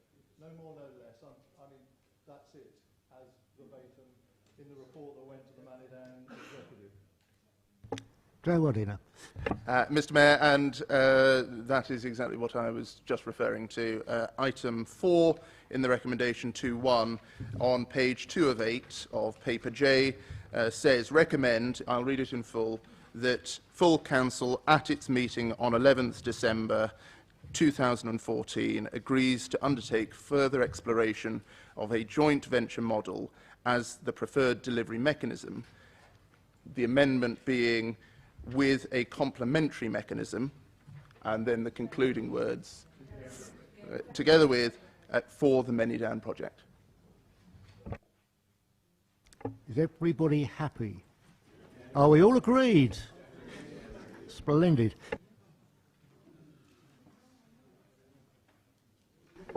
Moving on to little b, reports by council officers, and it falls on me to present these. The first being the Community Governance Review for Sherfield on Loddon. Councillor Bierman, absolutely no surprise. Well, I would hate to shock you, Mr. Mayor. Just a couple of things about this, and before I say any more, I think it's perfectly proper that we have this review and that the outcome take proper cognizance of local views, particularly those living in Taylor's Farm. I'd like to start, though, by endorsing what has been said by others. I know Councillor Tomlin had this discussion with, or email exchange with the legal team earlier in the week, and I want to emphasise again, this persistent use of the description Sherfield Park is totally unhelpful. There's a Sherfield Park in Chinham, so when one refers to Sherfield Park, it could be one of two places, so that doesn't help. If we took every developer's name on board just because they think it sounds nice in marketing terms or some other ego trip, the area that I used to live in Chinham would have been called Cuffode Village. Thankfully, that was killed off fairly quickly, and it's still plain Chinham, even though the developers chose to put little posts in the ground to try and immortalise the idea of Cuffode Village. But, as I say, that didn't hold. And by describing it as Sherfield Park, I say we give it some sort, if we describe it as that, it gives it some sort of authenticity. And it also precludes part of the area we're talking about, because I know for sure that the people who reside in Sherfield Hall don't consider themselves part of Sherfield Park. So for a whole host of reasons, I really urge the officers to obliterate Sherfield Park as part of the consultation thing. It's quite clear there are road signs and everything else that make plain what it's called. Looking at the officer's report, I'd just say in passing, it does say that I referred to some benefits of Taylor's Farm possibly merging with Chinham. I did that not because I feel strongly that that should be the case, but because I thought the original document was unhelpful in some of the assertions it made. In fact, there were one or two inaccuracies or lack of completeness. And there were such things about connectivity with Chinham, the services, and I had also referred to the fact that even Chinham Parish Council, I think I did anyway, it's a long time ago now, Chinham Parish Council has, like most parish councils, difficulty in populating the council, i.e. in having elections, competitive elections. They tend to just have as many nominees as there are vacancies. And bearing in mind that, I was surprised to read in the report that in theory there are 6 places on Sherfield Parish Council allocated to Taylor's Farm. I had thought it was 4, but whatever it is, they've struggled to get more than 2, and most of the time it's only been 1. So that does rather point in a certain direction. Now, I hope I'm wrong in that, but I do hope that, I mean, I expect in the full flush of being launched, there'll probably be quite a lot of interest. When Chinham was first launched, there were twice as many applicants as there were vacancies, but that's soon changed, and we've hardly had an election since, which is a shame. I'd just like to, but as I say, none of that says that we shouldn't be looking at this and looking at what people think, as long as they get the right facts in front of them. Just 2 things I'd also like to point out. I am very upset with paragraph 7.8, and I'd like an explanation from somebody. It implies that there's a working party or panel being set up to discuss all this, and it includes a borough councillor from the 2 interested wards, one of them being obviously Chinham and the other being Bramley and Sherfield. I'm certainly not on it. I don't even know of its existence until I read it in the report, and I've not taken any part in helping to decide who might represent my particular ward. So I'd like to know on what authority that panel has been put together, and I think it should be revisited because it's not been put together in a proper fashion. And just lastly, on a small detail, in Schedule 1, where it lists the sort of views that were raised, it does, under the last column, say, notably, Chinham Parish Council see no benefit, that is, of merging with Taylor's Farm. And that is perfectly accurate. That's what Chinham Parish Council did say. But you have to remember, and this was very much their deliberation, they didn't look at it as an overall thing. They said, we represent Chinham and we must look at what is in the interest of the Chinham residents. And is there a reason why we should promote this as a... Time's up, Councillor, just sum up. As a joint thing, when is there going to be a benefit to Chinham residents? And they couldn't see an immediate benefit as far as the Chinham parish was concerned. That's why they made that, but it's wrong to say that it's notable. Thank you very much.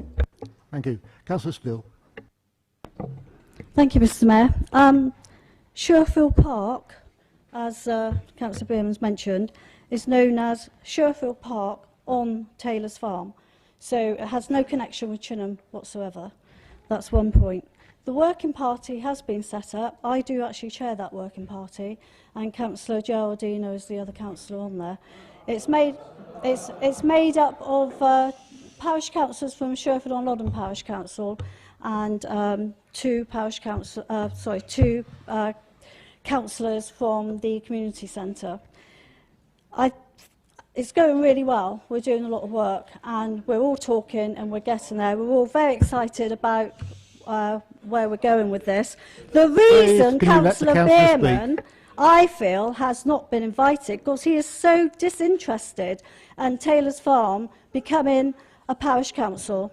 So that's my own point of view. He's disrespected it all the way through the whole procedure. So I'm not surprised he hasn't been invited. And actually, Chinham has made their views. They're not interested in having us. And that's all gone through the proper procedures. So there we go. Thank you. Thank you. Mr Mayor, on a point of information, I do have to make it clear there are 2 Sherfield Parks, and I'll bring the deeds of people who are in Chinham who are said to live in Sherfield Park because the deeds say that. So that is completely wrong. And the other point, Mr. Mayor, is it's quite clear that I am very interested in what's happening. I just didn't prejudge what is being decided by the residents. I didn't go around campaigning one way or the other. I think it's for the residents to decide. And for Councillor Still to imply that I was disinterested is outrageous and improper, and I hope she will withdraw that, because I'm as interested as she is, I am quite sure.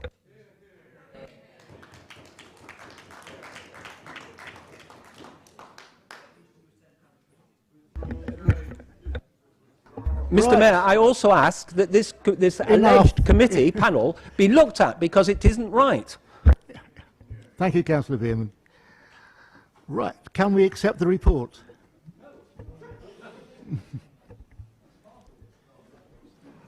Right, we'll take it to a vote.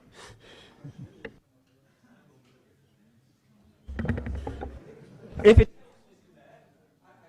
say this, because I don't want to, I think we've still got time, I don't want to delay the process, but the idea that it's moving forward on some sort of conservative cabal, because that's what it is, that's being organised without engagement of ward members, Opportunity I to think speak, Councillor Beerman. that's just not We're moving to the democratic. vote.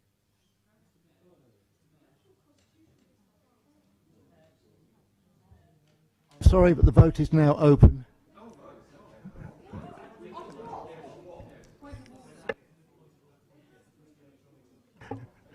Councillor Harvey, speak.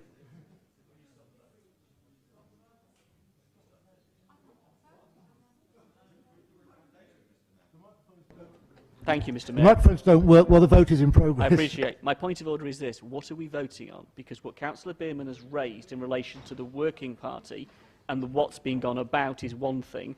The paper talks specifically about what the residents have pushed forward as their view on where they want to see this go. So if we vote in favour of that, I do not want to lose what Councillor Beerman has raised, which is an incredibly relevant point. How did this panel come into existence? Who created it and who decided its membership? The member is entitled to raise that. It isn't covered by the paper. So as Mr. Mayor, will you take that on as the Mayor to give the member, the ward member, an appropriate answer to something I think is quite serious, that his concerns? I will ensure that the member gets an answer to his questions. Now, the question, the matter we have in front of us is, do we accept the report that we have in front of us, or do we reject it? That is what we are voting on.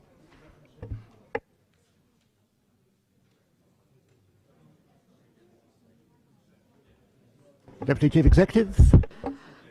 Members, if I might assist, which as a Joint Interim Chief Executive will take back and ask the officer team how that has been constituted, so I can give you assurance that we'll relook at that working panel for you. But the matter for deliberation this evening is as shown on the order papers, which is that a draft proposal to create a new parish and parish council for Sherfield Park community at Taylor's Farm, and that the second stage of consultation progresses. So it's either for or against.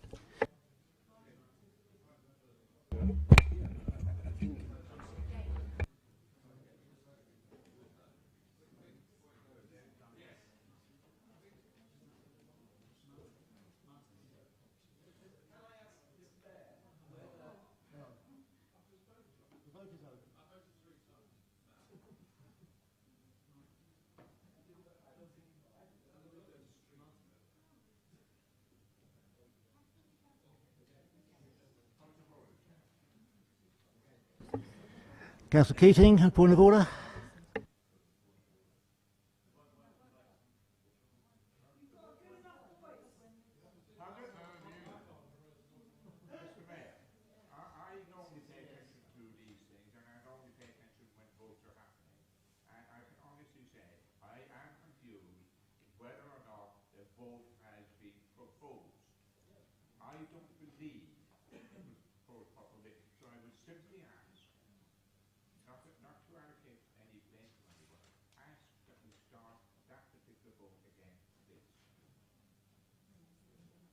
From what point?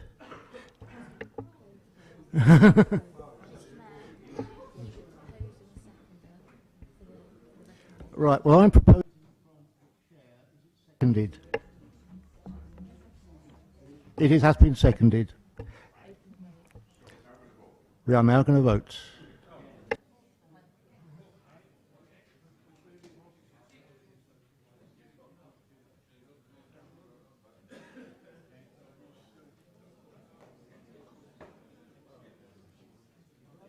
Right, I'm closing the vote.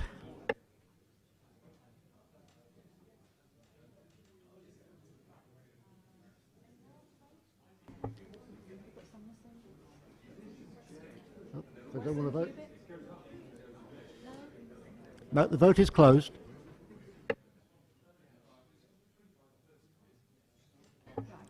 Right, and the vote is that the report be accepted.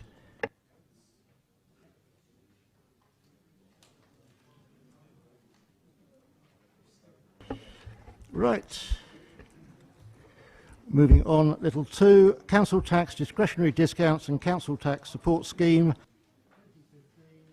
Dean, report of the Head of Resources, which is for a no change position. I propose that from the Chair. Is that seconded? Is it agreed? Councillor Leake. This is the penultimate time I shall be saying this. I shall say it again next year, and then you've got rid of me. Council tax... Yeah. Quiet. Council tax is a charge for services provided. It should not be a tax on property. This proposal is a tax on empty property. Stamp duty is the way in which you tax property. I shall not be supporting this. Thank you.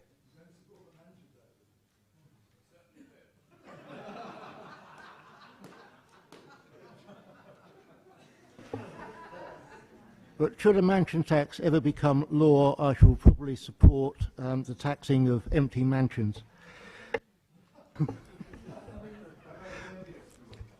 So are we agreed on that? Thank you. Could I have my vote against recorded, please? Thank you. It will be for posterity. Little 3, process for agreeing minor changes to the local plan. Report of the Director of Council Services. As you may be aware, we've already delegated authority to the portfolio holder for minor changes up to the submission period. We have now passed the submission period and we still need to make minor changes. Therefore, this extends that delegation. Any major changes will, of course, come back to full council.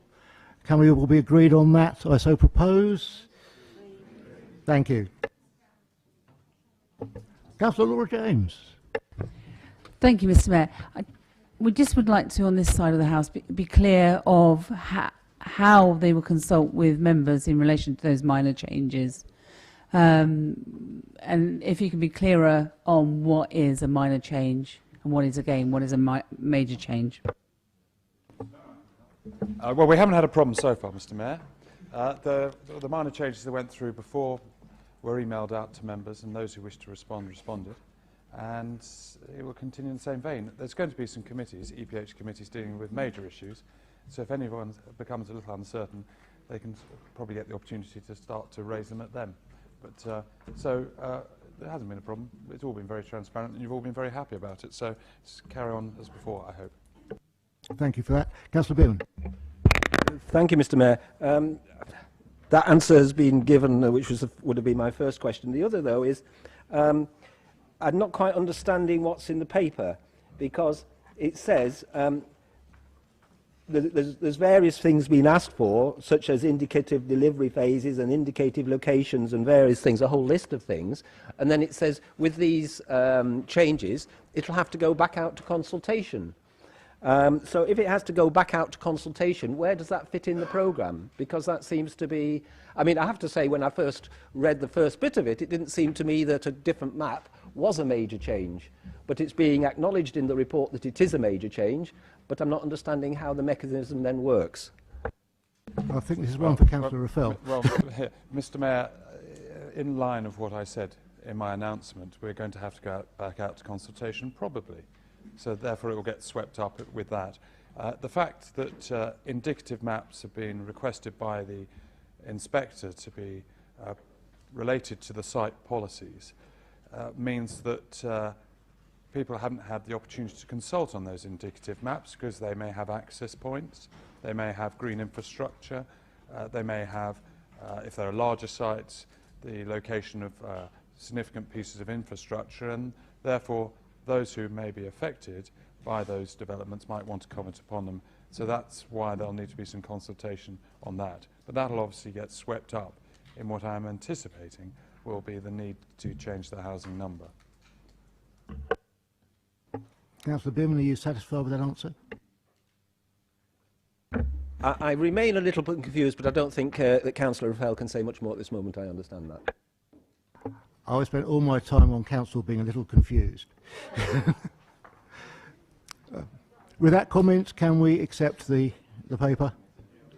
Agreed. Thank you very much. We can now move on to notice of motion. It's just gone 10 past 8. We've probably got a good 3 hours in front of us. So we'll be I suspect we're going to be pushed to finish by 11, but let's see how we get on.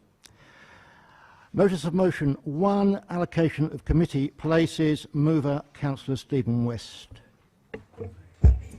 Thank you, Mr. Mayor. This motion kind of speaks for itself. But before I proceed, I'd like to take advice from yourself, because obviously, as you can see, the seconder to this motion isn't yet here. Councillor Ellery is still stuck in traffic on the M3. So if I could maybe take some advice from you on how to proceed. I am prepared to move this motion to the last motion on the paper, but you will have to run the risk that it may not be debated tonight. Mr. Mayor, I'm grateful for that. Thank you. Moving on to the second motion, petition process, from Councillor Stuart Parker. Thank you, Mr. Mayor.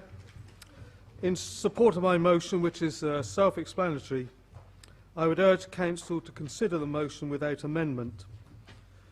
There is a lot of talk in this chamber about localism, empowering people, engaging with communities. We need to back that with deeds. The current petition process in place does none of this. Rather, it blocks public engagement. We should not spend too much time debating this motion. The issues are clear. We have other things on the agenda. I move the motion. Is that seconded?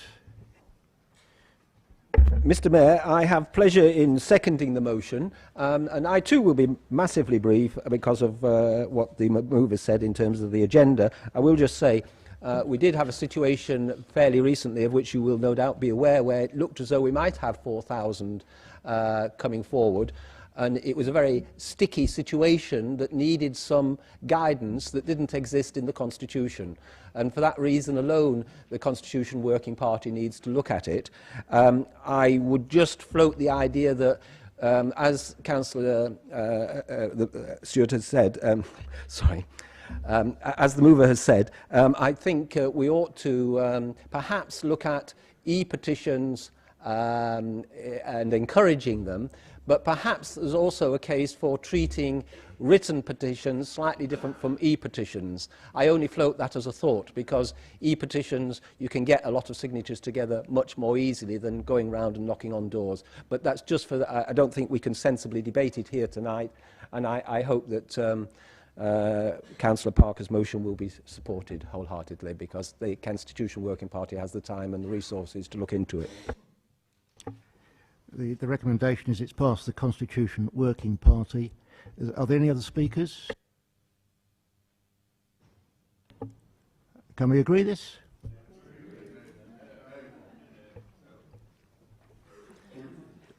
Sorry, was that a no? Okay, then we're going to have to vote on it.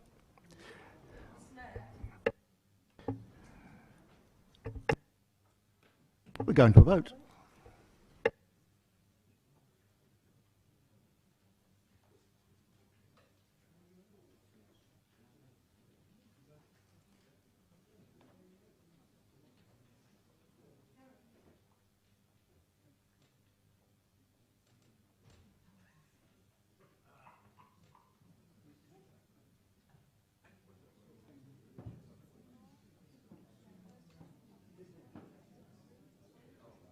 Close the vote.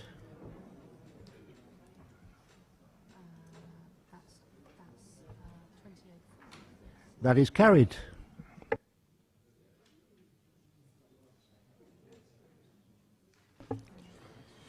Moving on to motion 3, Amble Arts.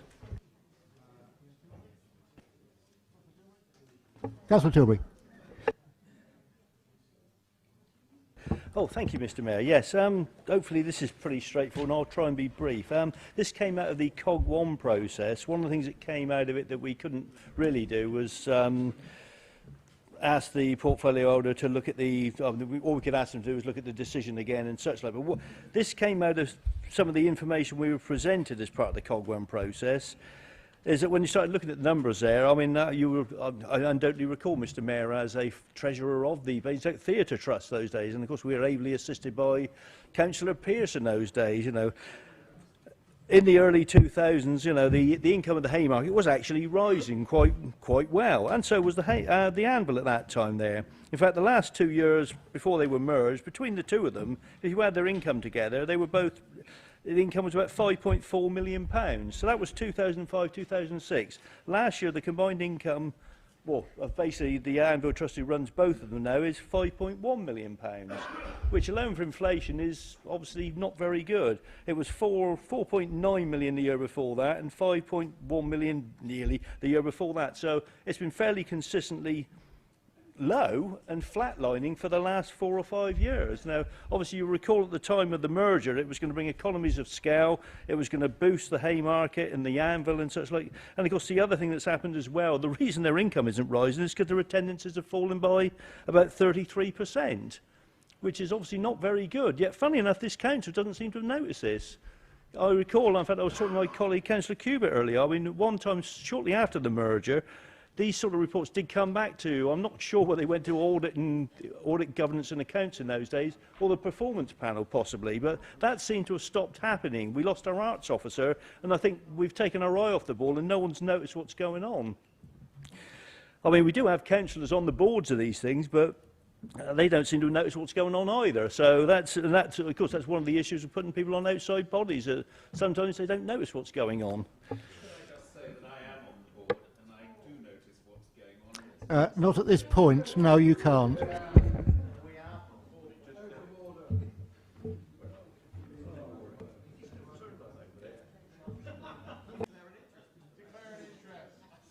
Oh, thank you. Yes, I mean, that's Councillor Leake. He's been on there most recently there, but of course he's only been on there a short period of time, and I assume he's not looked back over this period of time because I asked our officers for records, and we'd only keep them for 6 years.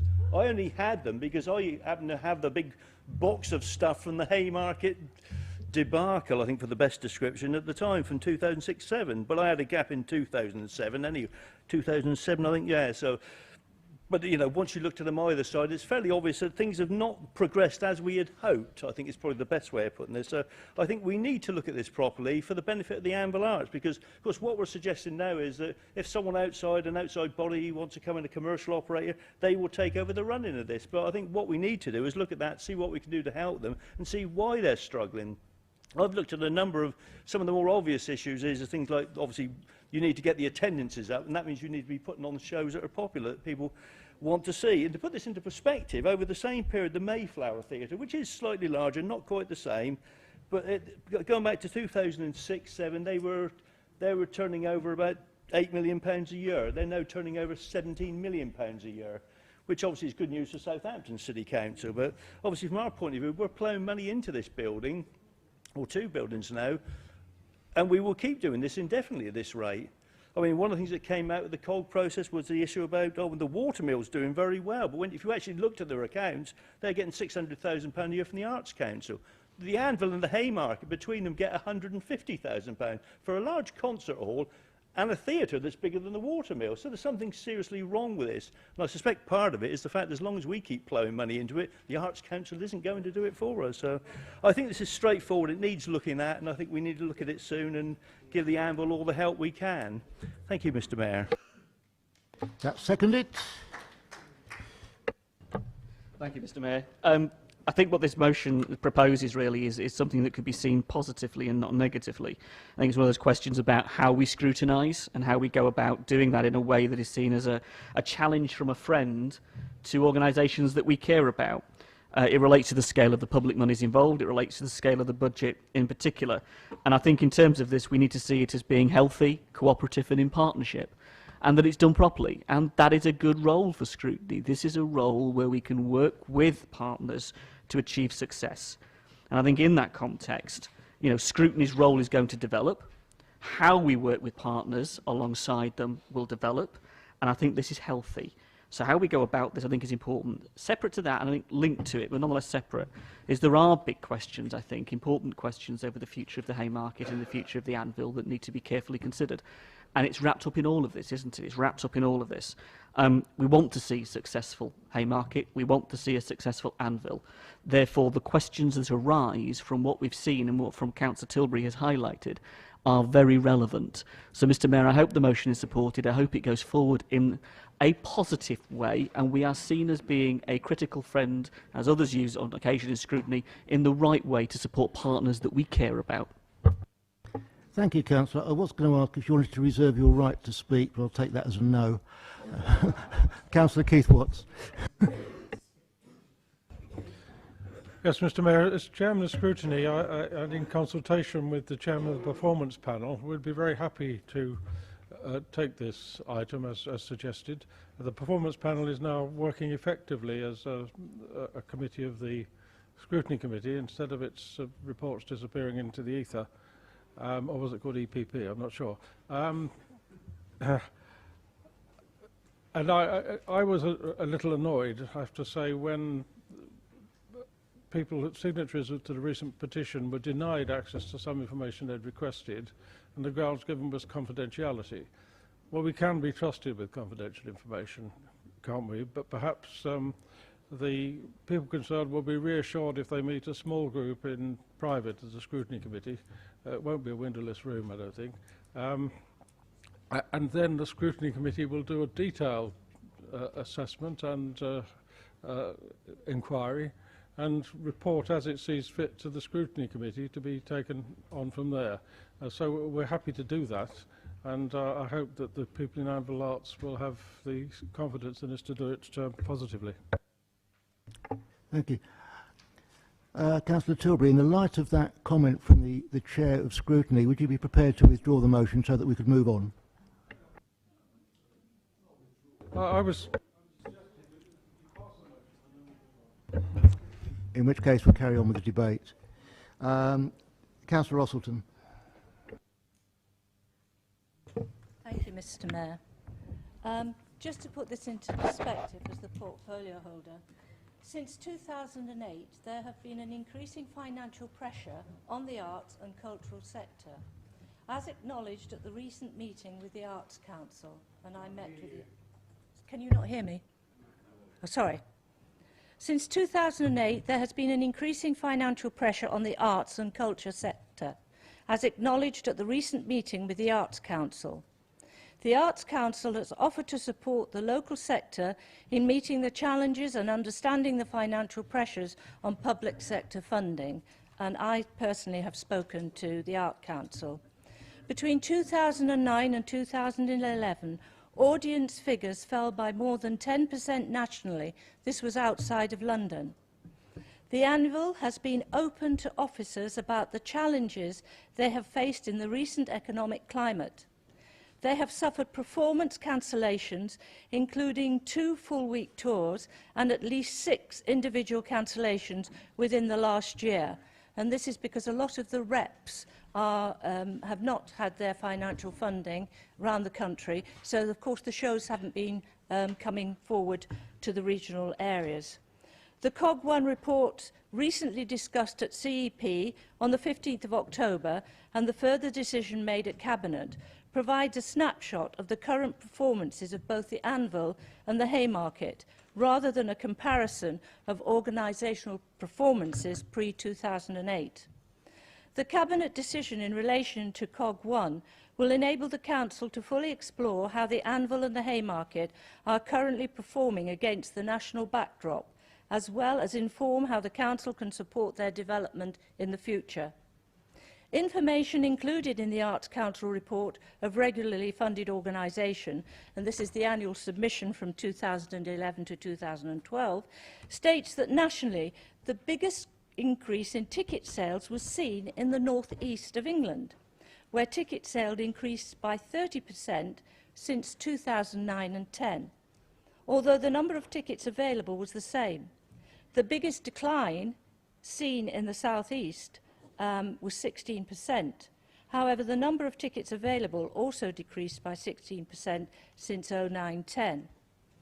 Anvil Arts is currently funded £138,949 per annum by the Arts Council in the financial years 2015-16, 16-17, 17-18.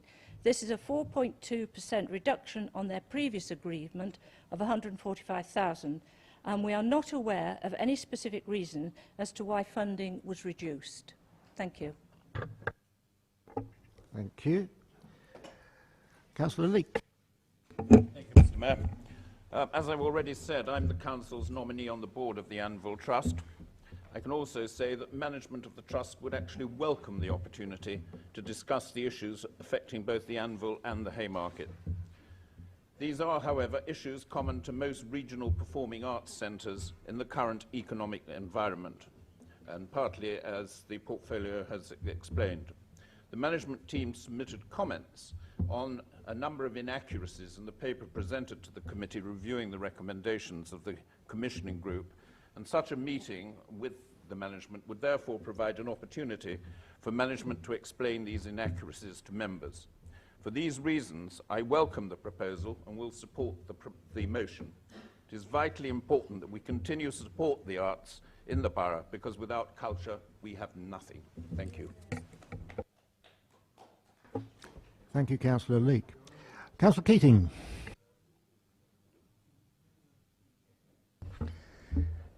Thank you, Mr. Mayor. I just want to make a few brief comments. I spoke to Councillor Watt, the chair of the scrutiny panel, by telephone, as he mentioned, and we both agree that this needs to be scrutinised. You need to understand that the scrutiny panel is in public and it's webcast. The performance panel is not in public and it's not webcast. For that particular reason, we now send the full papers from the performance panel onto the agenda for the scrutiny committee so that they then become public. But the meeting itself is not webcast. So I support the motion. I have no difficulty with scrutiny, and in this particular context, as a member of scrutiny, I would welcome it going to scrutiny. Thank you. Councillor Cubitt. Councillor Frankham. Oh, sorry, Councillor Pearce. Thank you, Mr. Mayor. Yes, it is a red shirt. It's lovely, isn't it? Can I just make a couple of points of clarification? The issue of reps was mentioned. Reps will only apply to the Haymarket. They don't take repertory companies into the Anvil. The second point is that we are in a situation where both venues have taken a pretty massive downturn, and we certainly need to review what sort of stuff is going on at both venues, because there are other venues not too far away from us that are still very successful. The Theatre Royal in Winchester is still very successful. We also need to look at reinvigorating the foyer of the Haymarket, which has remained closed effectively, except for performances, since that silly decision in 2006 when Councillor Leake was leader. We also would... No, well, you didn't, did you? And don't interrupt. The other thing we've never seemed to have seen from the Anvil is a business plan. At that time, we produced 5 business plans. We never saw a sheaf of paper from the Anvil. And let me also point out, when you talk about the Arts Council, I agree with Councillor Osselton. I have no idea how they think All I know is that they've managed to close more theatres than the Luftwaffe. So you just need to ignore the position on the Arts Council, because you'll never ever know. And believe me, it's not what you know with the Arts Council, it's who you know. And that's a real shame for an organisation that's supposed to be supporting the arts. I fully support this motion. I want to be involved. I want to do right by arts and culture, particularly the performing arts in this town. Thank you. Councillor Faulkner. Thank you, Mr. Mayor. Speaking as a member of the Performance Panel and the Scrutiny Committee, I can say we always welcome additional tasks and workloads.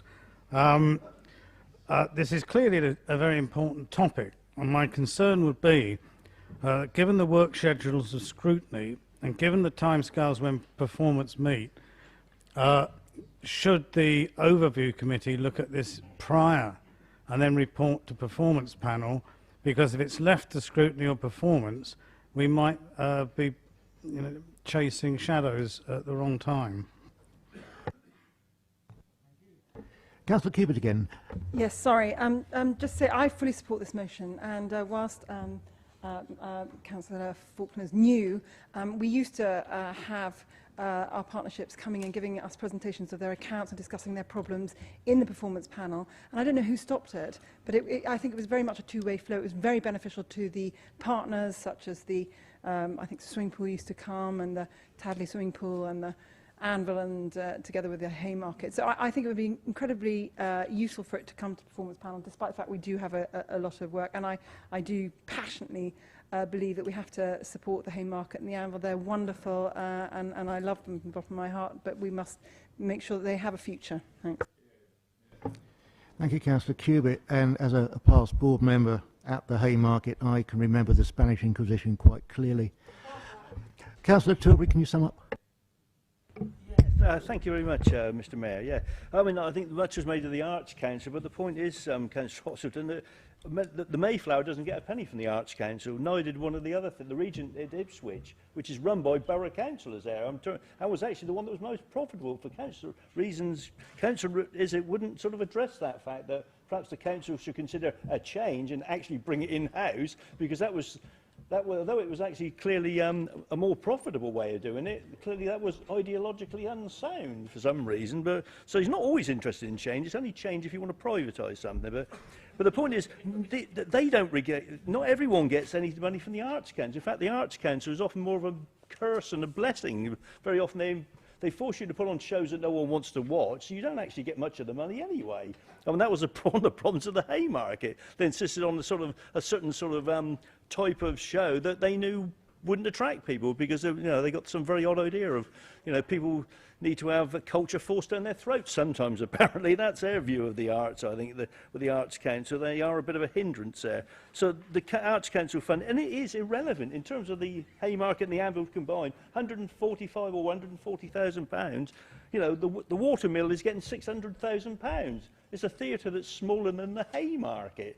So it's obviously makes a big difference to them, but of course that wasn't brought out in the COG process because they weren't aware of these sort of issues there. But that's not in our area, so I'm not concerned with that, and we don't own that. We need to look at our own theatres, and we need to look at this. We often make the point that we're giving them 1.2 million pounds between them, but perhaps if they were able to make a profit, and that may be down to the sort of shows they do put on, as Councillor Pearce has suggested. There are other issues that came out, things like ticketing, the way you do ticketing. Like one of the things I noticed when I looked at some of the other ones is they, if they haven't sold tickets on by the last night, they sell them off really cheaply and bring people in. They encourage students along with very low-cost tickets. There's lots of things you can do, but I think to a certain extent, how we run this is the way we do this. I'd be quite interested in seeing the original Anvil business plan from when it was built, because I suspect it didn't say in 20 years' time it'll be costing us, £700,000–800,000 a year in revenue subsidies, will it? Because I can't imagine anyone would have agreed to that, but that's sort of what's happened. And, we need to be able to find a way through this and find out what's going on there. And until we get that, then, and then without scrutinising, we're not going to get anywhere. Unfortunately, we missed an opportunity back in 2005 to do that. The problem was the Haymarket. It was clearly if we got rid of the management there, they were insolvent when they weren't. we should get rid of them, that take over there, but we didn't look at the Anvil at the time. We just assumed because they were big and they were making a bit of a profit, there was no problem there. But there's an underlying issue with the place. You know, they're not filling the place. You know, it's not like they're running at capacity, not making any money. It's just that there's no one in there. That's the problem. How do you address that? I don't really know. Having looked at some of the other theatres that are showing the same shows, because a lot of them tend to go around the whole country, the same things, you'll see the same old names going round at any point, and the ticket prices are roughly the same across the country. For most of these sort of a particular show, they will charge roughly the same at most venues. So there is money there. Other theatres are making it. Ipswich seem to be doing a very good by having brought it in-house. Perhaps we should consider that. But that would be a very interesting conversation, wouldn't it? But it's somehow I suspect it won't happen. But that's the there are other ways of doing these things there, and the idea that just the commercial sector will do a better job is that's neither here nor there. The Theatre Trust that runs the Mayflower is clearly doing a good job. They don't require any subsidy. They actually contribute money to Southampton City Council. Other ones across the country do the same. So. It is possible to achieve these things, but we need to find out what's going on, and we need to know the facts. And it probably does now if we throw away these reports after 6 years, does it? So you need to know what's going on in the long term, don't you? So please support this motion. Thank you. Well, I sense general agreement. Is the motion agreed? Splendid. We can now move on to motion 4 on the bus services. Moved by Councillor Harvey. Thank you, Mr. Mayor. I wonder how many of us in this chamber have used a bus in the last couple of months. Those that have, I think, will appreciate. Those that have, I think, will appreciate the issues many people in our town face. The old adage that you wait for a bus for ages and 3 come along at once is written for Stagecoach operating in our town. And the wheels on most buses in Basingstoke do not go around the parts of our town that people want them to. Back in June, Mr. Dyer, the Managing Director of Stagecoach, attended scrutiny and listened to resident after resident and councillor after councillor, all protesting about the changes to the commercial routes that had such an impact on their lives, on residents' lives. We heard stories of people who had lost their jobs because of the changes and not being able to get to work, of people walking halfway across the town in the early hours of the morning to get to work because the buses had gone. We saw mums struggling to get on double-decker buses, limited services to the hospital, older people trapped because their public transport that they relied on had gone. It had moved. The route had changed and therefore it had abandoned them, and they couldn't walk halfway across their ward to get on the bus for the new route. Mr. Dyer made a commitment. He said that once the county had announced its cuts in the autumn, he would roll out a further review with far more consultation and inclusion. He acknowledged the failure of the previous consultation and the previous inclusiveness of that consultation. And he agreed to look again at the commercial routes in Basingstoke. Now, for whatever reason, I imagine known only to himself, he now says that a review will not take place until the back end of next year. This is not what we thought he openly, publicly committed himself to and Stagecoach to in June. Now, the Cabinet member has made every effort to work with Stagecoach, and we respect her efforts. The problem is the county didn't listen, and its cuts have gone through. And to make matters worse, they are now considering significant cuts to dial-a-ride as well. It's not as if the buses were the end of that process. They've got dial-a-ride in their sights now. I mean, which bit of the county isn't going to get sliced up and counted? There really is just cut after cut after cut. Now, Stagecoach also now appear to have reneged on their promises in that public meeting, in that scrutiny meeting to us. And that raises a lot of concerns. We want this council to make the strongest possible representations to Stagecoach about their approach. It is no good coming along to a scrutiny committee, in good faith, hearing the complaints of residents and councillors, agreeing to do something, and then changing your mind later on, without any consultation with us, without any reference to those members or those members of the public that raised the issues in the first place. We wanted the review, we gave a commitment to the review, and doing it at the back end of next year isn't good enough. So really, it also raises a point, and it's not for this motion, it isn't for this motion, but I do think it's a debate that this chamber and councillors should have. And I feel strongly on. Stagecoach are the only show in town at the moment, and I think we should really actively look for other operators who just might be interested in offering our residents and our town a better service and be far more cooperative with us. And when they give us a commitment, stick to it for once. It puts their commercial reputation on the line, really, and that's a shame. Why come and say what you say in June, only to move the goalposts when it suits you? I think that commitment is a shame. that they've reneged on it. So I ask you really to support the motion, and let's help us to send a message, a clear message through our Cabinet of just how strongly we feel on this. We know it through our postbag. We know it through the issues our residents raise with us about the buses. And I would hope the Cabinet and I hope the administration would agree with the motion, and that the Cabinet member would take on board our comments and put them to Stagecoach in as strongly as possible terms as we can, in order that we do get our point across to Mr Dyer. Thank you. Seconded. Councillor Regan, do you want to speak? Thank you, Chair. Actually, I won't have much to add to that. Actually, much to the point. Well, what I would say is the relevant Cabinet member, Councillor Osterton, I mean, she might not like this, but I'm going to praise her. Actually, she's done a sterling job actually in a difficult situation. There's been a Conservative Cabinet up against the rules of the 85 Transport Act, and the fact that we're not the Transport Authority as well. So, done a good job. But we're having to do a good job because of the route changes of last year. We know, without going over it all, in February, which really cut service across the piece. But now, directly the county brought in their changes. Just for example, they've cut the number 11 commercial services, which go from Oakley through Southam, which only introduced in February. That's now going to be cut from January, and thankfully going back to what it should be, servicing Oakley and going down the Worthing Road. And so I think, but meanwhile, they've just cut something out of the now after again my ward is not without a bus after ward. So thankfully we will be stepping in with a trial run, a trial bus on there, but it's having to step in and have subsidised service because the commercial service has been cut.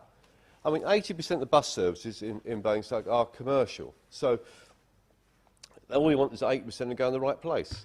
I mean, if you can't supply a bus service in my own ward, I will use my own ward, 2 miles from town, there's something wrong, isn't there? All we asked him, Mr Dyer got the message last at the scrutiny meeting earlier this year, the sheer anger, and we can't wait that he would come back after the transport review by the council, which is on October 27th, and now I wrote to him and he's come back and said, oh, we'll do it sometime in 2015 when the changes have settled in. Well, it's settled is they're just little piecemeal things. We need an old comprehensive review of what their commercial services are across Basingstoke and get some back to some sort of service that we had pre-February 2014. So I urge you to support this motion so we can put pressure back on Stagecoach to actually look at their services, what they're doing. And I think there's much chance they are a monopoly that's here to stay. So we're going to have to deal with them. So I urge you to support the motion. Thank you. Thank you, Councillor. Councillor Osterton. Thank you, Mr Mayor. It is indeed true that there was a great deal of disquiet of the route changes enacted by Stagecoach in the earlier part of the year and the way that they were undertaken. However, in the period since June, a great deal of work has been undertaken to develop a closer working relationship between Stagecoach as an operator and the Council and its officers to ensure that services and communication better meet the needs of the borough. I am sure that we are beginning to see the fruit of this in the responses being developed following the Hampshire County Council changes that were announced, though still not formally communicated. Stagecoach is still committed to undertake a full and in-depth analysis of their revised network in Basingstoke, including a suitable public consultation that will reflect the diverse population and customer base in the town. There was indeed some logic to undergo such a review sooner rather than later, following the notable public reaction seen at scrutiny on the 30th of June. However, since then, much has happened, mostly positive, which has made it more sensible to postpone the review for a few months. For these councillors not fully aware of the changes this year, let me summarise some key points. On the 31st of August, Stagecoach introduced some commercial changes to their network that included the following: more buses running on core town routes, including 1, 2, 3, 6 and 7 and 8. More buses running every evening until 9 p.m. or later. This was introduced to support the BDBC evening pilot, which operates on Fridays and Saturdays. In response to passenger feedback on Route 12, all buses now run via the top of town and the railway station. Plus, With Basingstoke and Dean Borough Council assistance, late bus running every Friday and Saturday night on key routes 1, 2, 3 and 6. Overall, these changes have been welcomed and Stagecoach have almost no negative feedback. Since the February change and August improvements, Stagecoach has been closely monitoring the network, its performance and customer feedback. They are now confident that their actions have in fact delivered a network that is more sustainable but requires a period of stability. Since the changes in August, they have seen for the very first time increased patronage overall, which indicates that a certain amount of confidence is returning to the network. And I have the figures on those. Turning to changes resulting from Hampshire County Council's funding changes, I think it is fair to say that the effect is overall more limited than we may have initially expected. However, those using the routes 13, 11, 4 and 4A would, I am sure, not entirely agree.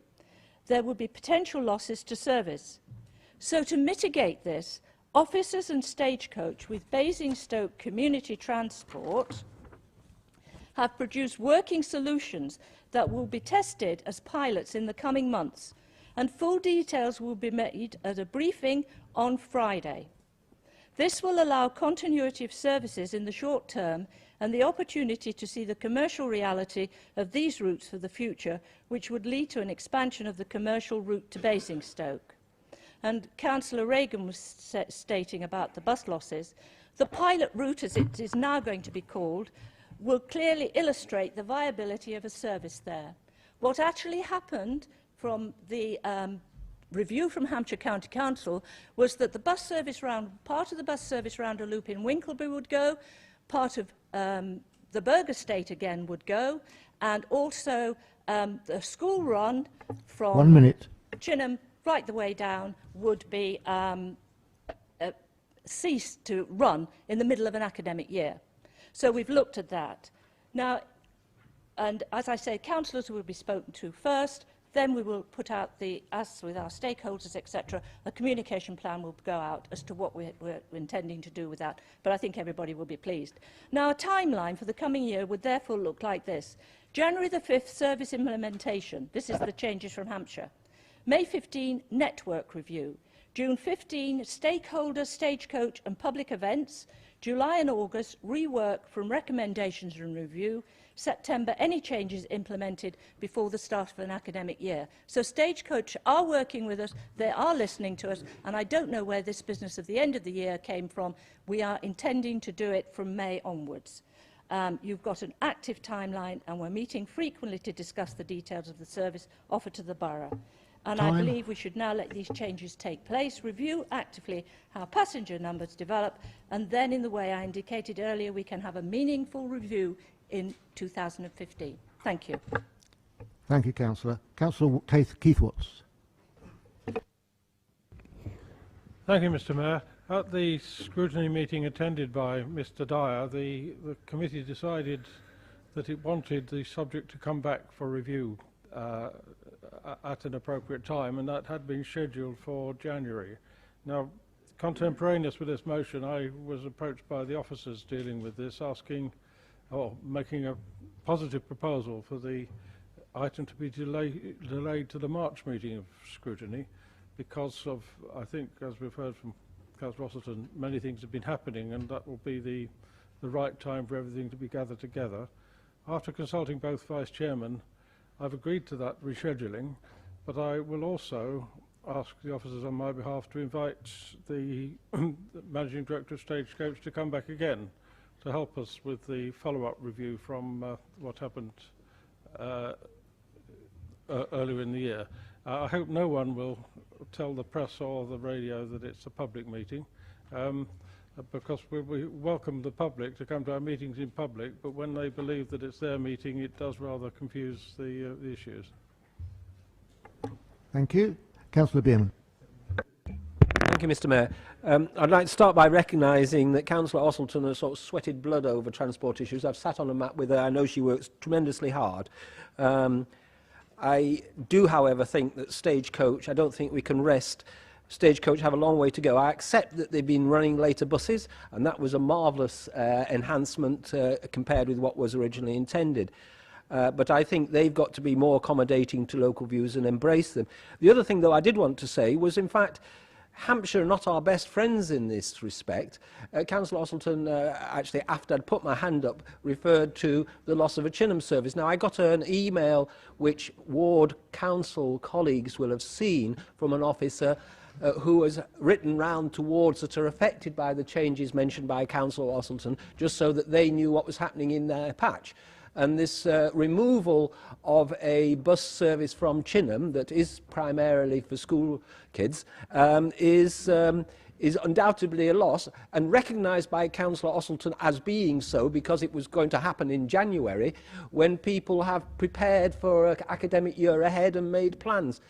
We're now going to subsidise that at a mere £22,000. And to have that sort of thing thrust upon us, perhaps I've got that wrong, but that's what it said in the email, and I really don't think that is the sort of notice that should be put on. Now, I don't doubt, and perhaps we'll hear a little bit more from Councillor Ossleton to explain that it was negotiated and that perhaps it was less bad than it might have been. But I do worry that Hampshire, because certainly the thrust of this email was that we'd only just heard at short notice from Hampshire about these changes and that we really couldn't do much, certainly not in terms of consultation with members here. And Hampshire just forgets sometimes that we, beyond the portfolio holder, also exist. And I really do think I want to be included with not only things elsewhere in my ward, but bus services that go out of the ward sometimes. Councillor Ossleton, did you want to make a statement? Yes, could I just say that the money will not be coming from Basingstoke and Dean. I've managed to get best money, or the officers have, and I'd like to thank the officers, Peter Smith and Lisa Kirkman and Amy Richards, for the hard work they've done. The money will come from best, so the bus service that we're putting now in place for the school. I can't mention the school because I need to speak to the headmaster. So the bus service to the Burger Steak, etc., and Lichpit, that will be... No, it's Hampshire County Council's money. No, sorry. Enough between you. Councillor Tate. Thank you, Mr. Mayor. In prefacing some remarks about the motion, I'd like to say firstly that I'm not an apologist for Stagecoach, and I don't believe that the micromanagement of supplier partners has any real benefit to an organisation. And in the longer term, I believe that the partnership between private enterprise and the councils are the best way forward to provide a viable transport solution. I do feel, however, and really quite strongly, that the development of a transport solution in the borough, whether public or private, will be a leading factor in the economic development of our council, and it is something both individuals feel strongly about and we should feel very strongly about as well. Councillor Ossleton has indicated a timeline of recent activity which is quite large in the bus sector as a result of the previous changes from Stagecoach, and as a result of the HCC review. More importantly, she has also clearly indicated a strategy and a timeline for the future development. And I think this is a really significant thing that we should support in total, because it provides a way forward which is structured for the future. However, as far as the motion is concerned, I think that the motion has two issues for me. One is it's illogical, and secondly, the insistence, as it's stated in the motion, is in fact wasteful. So firstly, why is it illogical? Well, quite simply, there has been a review of the network undertaken, admittedly ad hoc on the hoof because of the changes announced by HCC, which came in some draft form, I believe, on 27th, but has not still been finalised. That review has led to a set of actions that will largely overcome the losses in service which were potentially going to be sustained through this review of Hampshire's funding. And what it does allow us is to test the future, and what options we can have and the commercial reality of them. However, there's no data as a result of this, because they don't start until January the 5th. So there's no data to suggest how successful or not they will be individually and how they may react and integrate within the network as a whole. So if we have a review, what will be learnt at this stage? Well, Stagecoach, from the meetings I've attended, will tell us that the passenger numbers are up, complaints are lower, and changes have been made, and they don't have any data. So actually, what have we learned at that particular time? Frankly, nothing that we don't know already. So the timeline suggests that there will be a review mid-year, which to me makes sense because we have time to bed the services in, time to pay the review, time to take some discussion, and then time to come with some conclusions as to what's relevant for our electorate. And those then will take place before September. So there's a logical timeline for this. Why is the insistence on review wasteful? Well, to me, again, it's quite simple, quite honestly. Given what I've just said, that there is no data and therefore a review has somewhat little meaning, the amount of time, if we insist on a review, the amount of time, both from the operators, management, from our officers, from councillors, to build the data, to build the reports, to debate the outcomes, it's a very significant time. The time is a cost, and as well as the money that will be spent on doing that. And as I said before, I can't see any productive output as a result of that. Therefore, I think it's a disservice to the voters to say, let's have a review now. Why not have it in the time frame that makes some sense, given the activities that have happened within the bus network in Basingstoke? So far better to concentrate on matters that need to be dealt with immediately, rather than create another set of work which can't go anywhere until we've got some meaningful data. So I see, frankly, what I see with this is there's a certain rigidity of thought which says it was said, therefore it should happen. Given the movable landscape of the bus network and the commercial realities of it, we should be responding quickly and efficiently to do so. In conclusion, I think it's far better to be flexible, to put off the review to mid-year, as Councillor Ostland's timeline indicates, and from that we'll be more productive and better value to our residents. And therefore I hope you'll agree with me to vote against this particular motion. Thank you. Thank you, Councillor Tate. That was your maiden speech. It was.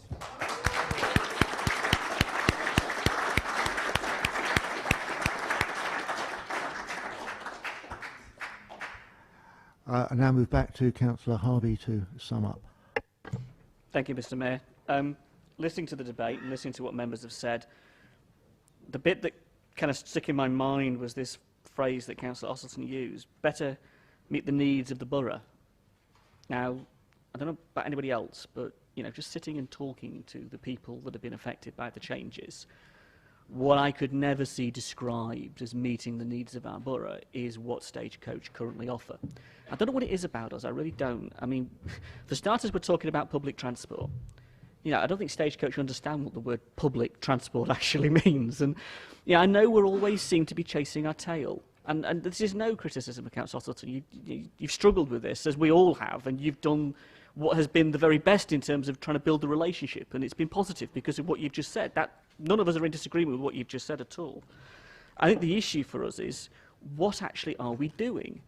Stagecoach makes some changes. We're chasing our tail to fill the gap. We wind up with the night bus. We wind up with some mitigation here, there and everywhere. The county makes some changes. We chase our tail. We try and make some mitigation. We make some changes here, there and everywhere. What we're always doing is chasing the other organisations in our town, Stagecoach and the county, who are directly impacting by the decisions they're making or the choices of things they're not doing, like the review in the way that it was promised, or, for example, the county's cuts in the way they're being implemented. And let's just think about that. The next one that's coming along on this one's a dialer ride. The next cut that looks like it's on its way and the retendering and the commissioning of the services is going to change the nature of that service quite dramatically. And those people who are going to be affected by losing a Sunday service or losing an evening service, their lives are being impacted. That's the issue. Now, how we mitigate that, and there will, of course, be discussions and mitigation, doesn't solve the bigger problem. What is the future of public transport in our town? What shape should it be? How should we be influencing that? Not such that we're spending money and chasing our tail, but we're doing the very thing the councillor suggests, securing in the right way, with a good public transport system in this town, the economic growth we want to see positively. Now, to put that in real language, that means people's lives being able to get to work and back from work, businesses being able to be serviced by a decent public transport system. And so I think the issue we've always had with this is that I hear what you're saying, and there is no disagreement with the direction of travel that you're going. We understand that. But Mr. Dyer didn't say that. And he has not said that. You have said that, and we respect that. Those were not his words. So what you've said tonight is news, it's fresh, and we respect that. because that was not the position before you uttered it this evening. Yeah, but that's also an issue, because it takes for you to have to come here as the Cabinet member to make an announcement on the floor of this chamber before the rest of us as ward members get to hear what Mr Dyer's thinking. Now, if Stagecoach aren't communicating with us as ward members in the way we want to be, in the way we thought we were going to be, and they're having to funnel it all through the Cabinet member, then again there's a conversation to be had. Now, I know you're shaking your head and you think I'm getting it wrong on all this, but trust me, you talk to the residents out there and you're not. And I think the issue really is confidence did take a knock. I think confidence in public transport in this town has taken a knock with what the county has done, and it took a knock with what Stagecoach have done. The real issue is who's joining the dots in all of this. So in supporting you in your action, Councillor Osselton, there are a lot of things on the table that a lot of our residents are talking to us about and pushing us on, because it's their livelihoods of whether or not they can actually get to work of an evening or of a morning and actually earn enough to take home in that context. And Mr Dyer isn't on the same page. And I don't think we should be under any illusion about his comments at the scrutiny meeting, and I'll finish on this, Mr Mayor. His comment was that the profit was the only thing that mattered to his company, because he was being pushed on that by his parent company. He admitted that openly. So I challenge them again on their tagline that they have on their website about customer service and about the residents that they allegedly care about. I hope the review continues in the way it's been described. We don't have the other partner here this evening saying Mr Dyer is going to commit to this. That was not his words and not his language. We've made him promise before and he hasn't kept it. That's our problem. He made a promise and he didn't keep it. And we're respecting all that's been said this evening. So I hope he keeps his promise to Councillor Osselton, or we'll be back here again in 6 months' time repeating the same debate that Stagecoach have refused to engage in the way we want them to. I hope you're right. I really, really hope you're right. I still think the motion is right, because I still think we need to keep Stagecoach's feet to the fire on this in the way that we approach it. Thank you. We will now move to a vote on the motion.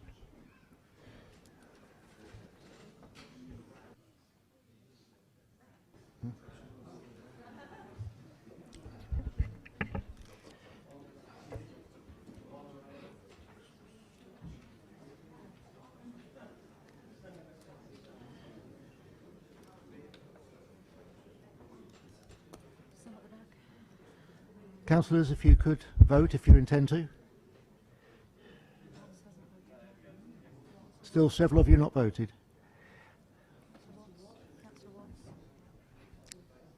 Councillor Watts and your cohorts.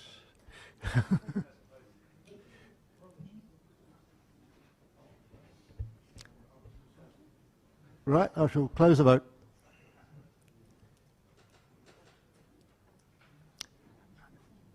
And it's carried.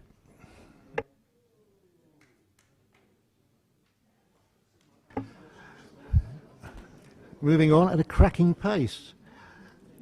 Motion 5, youth service cuts. Mover, Councillor. Thank you, Mr Mayor. Before I begin my main contribution, I'd like to thank the 6 questions that came forward tonight. I thought they were very valid and, in fact, wanted to get to the heart of what this motion is pushing forward. Hampshire County Council, after the meeting of CEP on the 12th of November, we saw an email from officers saying that these proposed cuts were coming forward. Now, I'm quite disappointed that they weren't made available before the CEP meeting. My understanding was that the Council had received the notification prior to the meeting, so I'm quite upset that members of that committee weren't privy to those papers beforehand. That aside, I personally, and I know members on this side of the chamber, believe that an 81% of cuts to youth servicing is an absolute disgrace. Now, let me just walk you through a couple of things factually that the proposal takes. At the moment, there are 4 sites across the borough and 2 roaming services. That changes to 1 site and 1 roaming service. Do we believe that is a fair and reasonable cut? I don't believe it is. Do we believe that the funds being cut are fair and realistic? Currently, the budget is over £200,000. The proposal is £42,000. That's a cut of 81%. Do we believe this is fair and realistic? No, I don't believe it is. What about the hours served? Currently, youth services receive 204.5 hours a week provision across the borough. That will be proposed to 21 hours a week. That's 12 hours in the town and 9 hours a week for the rural provision. I don't believe that's acceptable, I don't believe that's fair, and I believe our young people, especially the 6 people who turned up tonight, believe that's an absolute disgrace. I care and I believe that they are absolutely right in that assumption. As well, Mr Mayor, the mental health and the services towards LGBT provision have yet to be decided. Now, if Hampshire are coming forward with an 81% cut in the services that I've just mentioned, it's only fair to assume that they're going to be cut as well. What our motion looks to do is to take some proactive actions in this. Let's get round the table, let's make some provisions for a worst case scenario. We see also later in the questions, Mr Mayor, that we have stepped in when county have cut a service. In actual fact, it's the anti-crime patrols that we have funded across the borough. I believe that the CEP should be tasked with looking at potentially stepping in again. Another thing as well that CEP looked at was the Your Big survey results. One of the results that came out of that was that less than 50% of people in the borough feel that the council listens and engages with them. I, for one, don't believe that that figure is very credible. I think that's a poor figure that we have. I think we should be looking to increase that. And I believe that letting CEP have a look at this will help bridge that gap, will help young people across our borough feel that their council does engage with them, does listen to their concerns, and will proactively look to seek a positive resolution. Mr Mayor, if you allow me to be a bit cheeky, I left school a little bit sooner and more recently than some of the other people in this chamber. When I was at school, there were provisions across the borough where I knew that I could access, and they were frequently accessible to myself and my friends, and indeed I had reason to use them for various reasons. I don't believe that young people in this borough going forward are going to have that opportunity. If only 12 hours a week is there and 9 hours a week for the rural. Thank you, Mr Mayor. If there's only collectively 21 hours a week across the borough for young people who have serious concerns about a whole multitude of things, I don't believe that's acceptable, I don't believe that's fair, and I don't believe our young people should accept that. So, Mr Mayor, I move the motion and I ask members to support it. Let CEP look at the stuff coming forward. Let's see if we can step in. Let's see if we can help shoulder some of that burden. Thank you, Mr Mayor. Thank you. The seconder is Councillor Taylor. Thank you, Mr Mayor. Do you want to speak now, or do you reserve your right to speak? I'll speak now, thank you. I'm totally in agreement with the comments of Councillor Cousins. I'm seconding this motion. 81%, sometimes you read a number and it's just a number. But if the county's support for youth services cut by 81%, it's devastating to this town. In real terms, in people terms and in service terms. What is the damage of 81%? It's youth workers, it's young carers, it's connection services, it's services supporting the most vulnerable in our community. Young people in this town believe they haven't got a voice, and as you heard tonight, they have got a voice and they want to be heard. They want to be supported. The youth of today are the voters of tomorrow, and if this council is waiting for the rainy day to spend some of his vast coffers, the councillors need to look out the window. It's raining now. This is why we're bringing this motion. This is why we're not willing to stand by and debate budgets with county who never listen, don't care, and intent on Thatcherite policies that are damaging the people that we care about. And the question is, colleagues, what are we going to do? What are we going to do to support the most vulnerable young people, the disabled, the parents, the young carers, and the people in need? If, as a borough council, we can ring-fence bridge building programmes and fund a coffee shop, surely we can ring-fence youth service in this town. Thank you. Thank you, Councillor Taylor. That was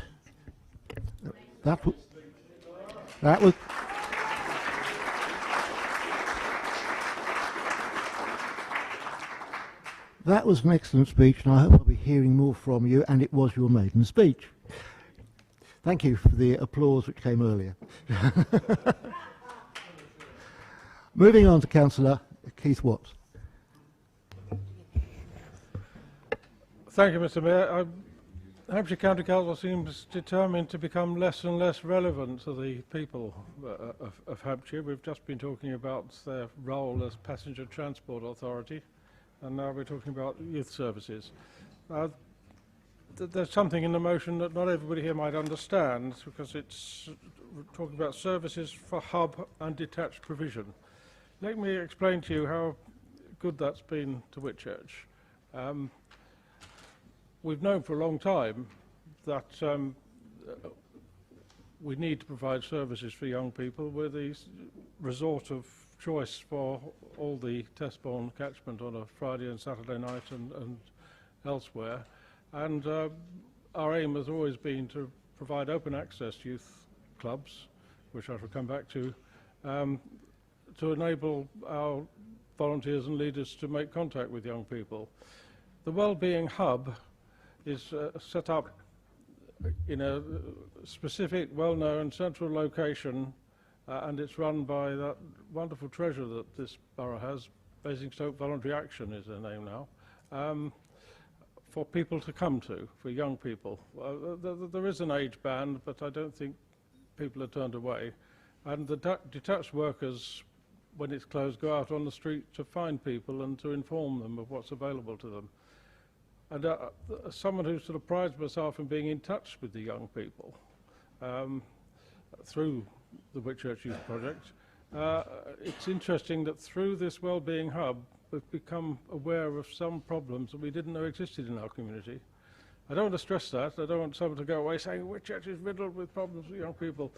But there are cases in the whole Whitchurch school catchment of self-harm, of misuse of drugs. And the sort of counselling that those people need is young people that are not much older than themselves, and that's the team that we get from BVA in Whitchurch. It's going to be a great setback if that's taken away, and indeed I would have thought that we would want any centre of population to have that sort of service in the borough, and so I support this motion wholeheartedly. But I want to say it's not enough, because Hampshire County Council has for some years now withdrawn financial support to open access youth clubs. It seems to be a trend across the country. In fact, I spoke at a national conference just before the last general election and got Hampshire County Council phoning me up to ask what the problem was, and the problem was a Basingstoke and Dean problem, because in offering a grant for young people access to facilities, there was a condition that it should be focused on those at risk of obesity or antisocial behaviour. And in that conference I said, imagine that bus queue. The front person, you're a fat slob, get on the bus. Second person, oh, you're a vandal, get on the bus. Third person, you're fit and well behaved, go to the back of the queue. And that's Hampshire's attitude to young people. We're only interested in those that we already know are a problem. And that murderous period that all young people go through in puberty and so on and so forth, they just need to be able to socialise in a safe environment and have access to adults who are not their figures of authority, through whom we might identify those that are at risk. And so what I would like to add, I'm not going to propose an amendment to the motion, to what goes forward to CEP, is this council should also take an interest in sustaining open access youth clubs throughout this borough. Thank you. Councillor Harvey. Thank you, Mr. Mayor. Just want to think about this for a second. Hampshire County Council, 1.5 million off of our buses, when young people stated in our survey that safe transport around our town was one of their most important concerns. Cuts to supporting people budget, best part of £1 million. Impact on young people, huge, because of those young people reliant on supported lodgings and supported accommodation. 81% cut in the youth services in this borough. Colleagues have already spoken about what impact that's going to be, the way that's going to devastate those services, the youth workers that are going to be made redundant, the way young carers are going to get hit. Again, cut on cut. 67% cut in short break support. Now, for some families with disabled children and young people, that cut is going to completely devastate them and the way they are trying to manage. And the casework from that is just heart-rendering. When you get the case in your inbox or on the telephone, and you're talking to someone, you're trying to explain, well, county are making this 67% cut.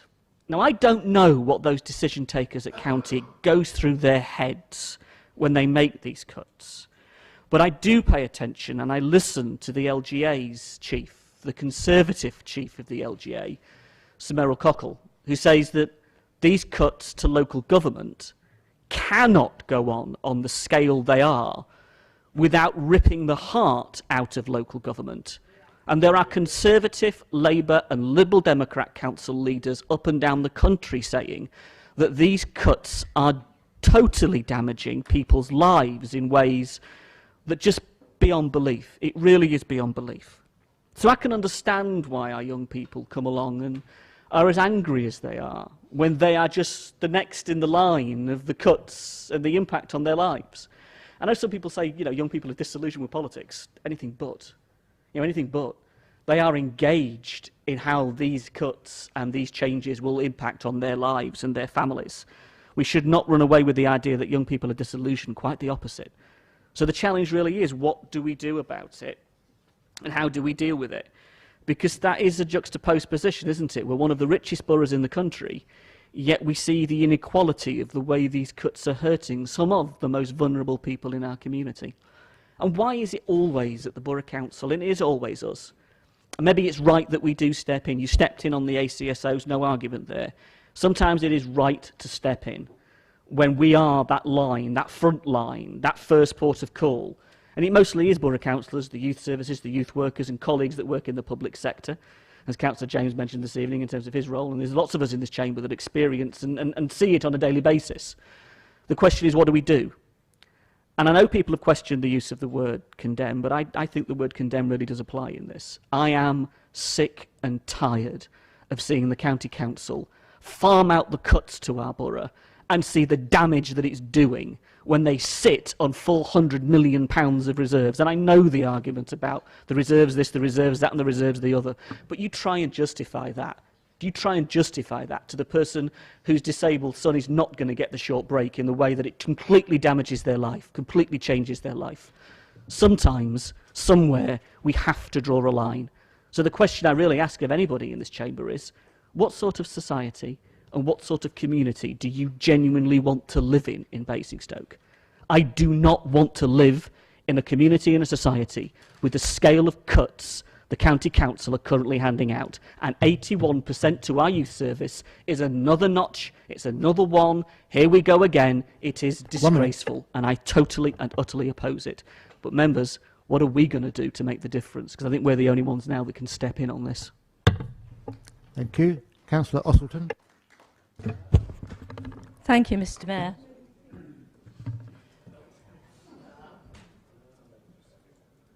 Hampshire County Council has consulted on the changes to their early help youth support, which comprises the following elements delivered via youth buildings, which are pods and detached work: sexual health guidance, drug and alcohol guidance, information and advice on education, training and employment, and support for young people around a range of health issues. The hubs, yes, they are going. Other services funded by the County Council are not currently part of the proposed reduction, as these will be funded by other funding streams. And these are accommodation services, counselling, lesbian, gay, bisexual and transgender, domestic abuse, and not in education, employment and training. With regard to their consultation on early help youth support service, I have informed Hampshire County Council that I recognise that the Council has to make significant revenue savings and that Children's Services is required to contribute to these savings. However, I have pointed out that the impact in Basingstoke and Deane of the 81% reduction in funding which means that only one pod is being proposed, is disappointing, and 2 or 3 pods would be better serve the needs of the young people in the borough. I have also expressed the view that the timescale involved are unacceptable and have given very limited time for alternatives to be explored. Whilst we are satisfied with the proposed scope of the work, the limited number of pods and the hours available, as you've just heard, would limit access by young people in need. In addition, I have highlighted that the detached service appears to lack the engagement and interaction with young people that we believe is needed, since the proposal only offers a signposting service with only 1 pod and very limited detached work with the young people in the rural areas may be disproportionately disadvantaged. Members will be aware this Council has done a lot of work with communities to develop capacity, and therefore a number of community organisations would be well placed to deliver the proposed services. This would be in line with the approach advocated in the borough's youth strategy.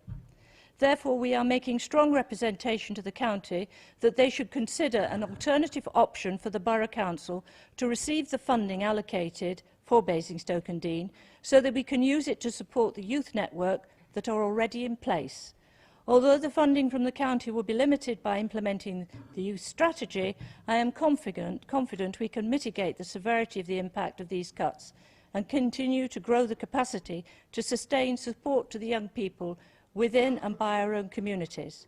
For this reason, I don't feel that we need to bring this matter to CEP, since the committee has been consulted on the draft youth strategy and the content of the draft action plan. And as I have already said, I am in consultation with BVA. I have expressed my disappointment that we have not had the opportunity to discuss the influence of these proposals for Basingstoke and Deane, and have requested a meeting with the officer team at the county to explore the options set out in my response. I have held my response back and the response to the consultation document, and what has been said tonight, especially from our youth, will be put into that actual consultation paper. Thank you. Thank you. Councillor Cubitt. Thank you, Mr. Mayor. Just to say, yes, it is shocking. Yes, it's not great for us, but these are county council issues, and I really think that it's inappropriate for us to spend an inordinate amount of time discussing decisions that are being made in the county council. That's why we have county councillors, that's why we have a county council. We're not a unitary authority. And I mean, it might be yet another example of why we should be a unitary authority. And I'm a passionate believer in unitary authority, and maybe we should revisit that, because I think that's the only way we're going to make sure that our transport works properly, that we're covering the needs of our youth. But I would also like some of the speakers on this side to remember that it was the last government which radically transferred huge amounts of formula grant to the north of England, so that the spend per head in Hampshire became shocking. It was something like 1/6 of the same spend per head in the north of England, and that's why the county council is having to reduce spend throughout their policies because of the transfer of money. So you can't sit there and say that it's... Sorry? Let the councillor finish speaking. Well, it isn't. There's something the formula grant used to be kind of quite comparable around. Please address the chair. The last election, the last government transferred it, so we got something like 161 per head, and the north of England, in constituencies like Gordon Brown's, got 815 per head, and that's the mess that has resulted in the county council having to make some very hard decisions with regard to adult social care and all the other things. Thank you. Councillor West. Thank you, Mr. Mayor. Councillor Taylor, in his eloquent maiden speech, made it quite clear that this 81% cut will indeed do damage to Basingstoke town, and it will also do damage, sadly, to Tadley town as well. Tadley has for years and years, since before I was even elected to this council, suffered from inadequate youth services, inadequate amenities, and inadequate transport. And although this issue I'm going to raise to illustrate the level of deprivation of resources in Tadley isn't a direct county council issue. Last year, Tadley couldn't even get the Summer Streets programme up and running. And when I asked officers in this borough, the answer was the reason being that the Tadley Community Centre couldn't be bothered to support it. That's what I was told. So how depressing this is, and how regretful it is that we're stood here tonight to talk about cuts to a service to the young people who will be our future and who we should be supporting.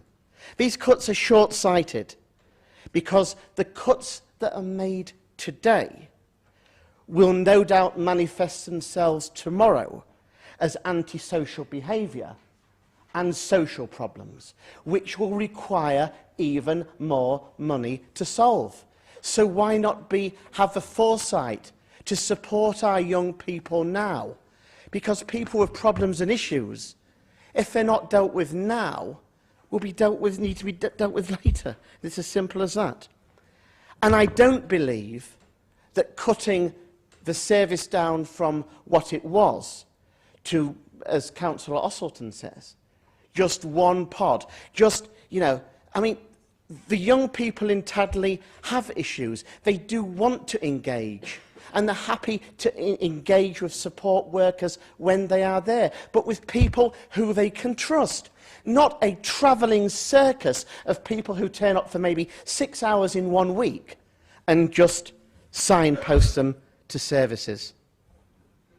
So therefore, I'm minded to support this motion.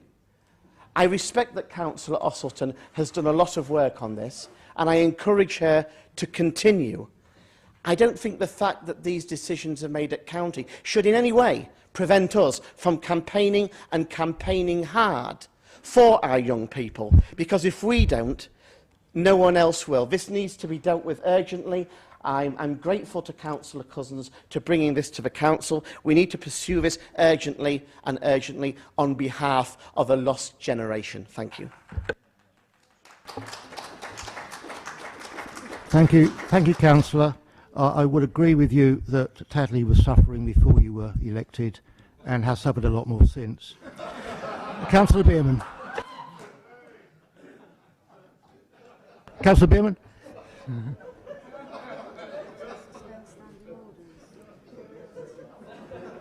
We'll do it now.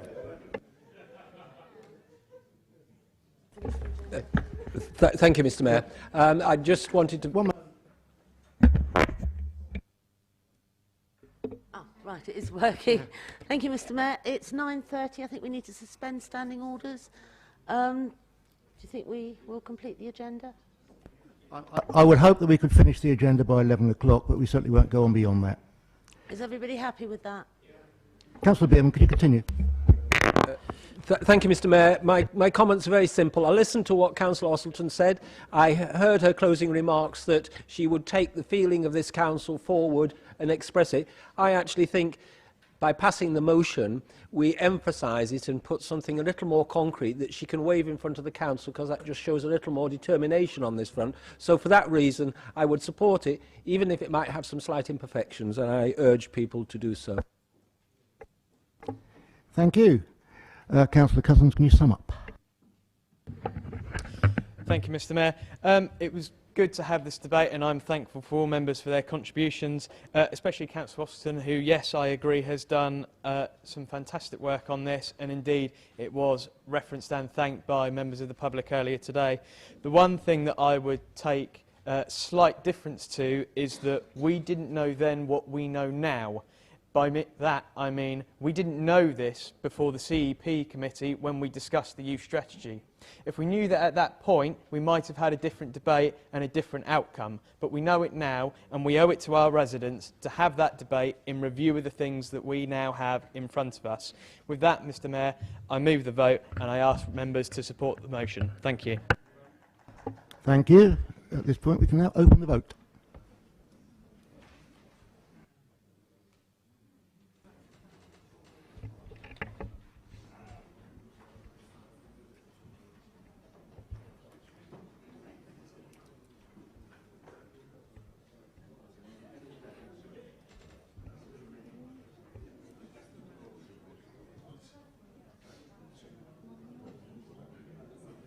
Right, everybody having voted, I will close the vote.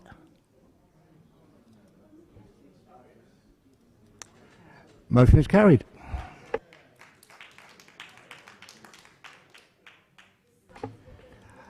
Right, it's now 9:30. We have an hour and a half in front of us, and we have motions still to debate before we get on to minutes and questions.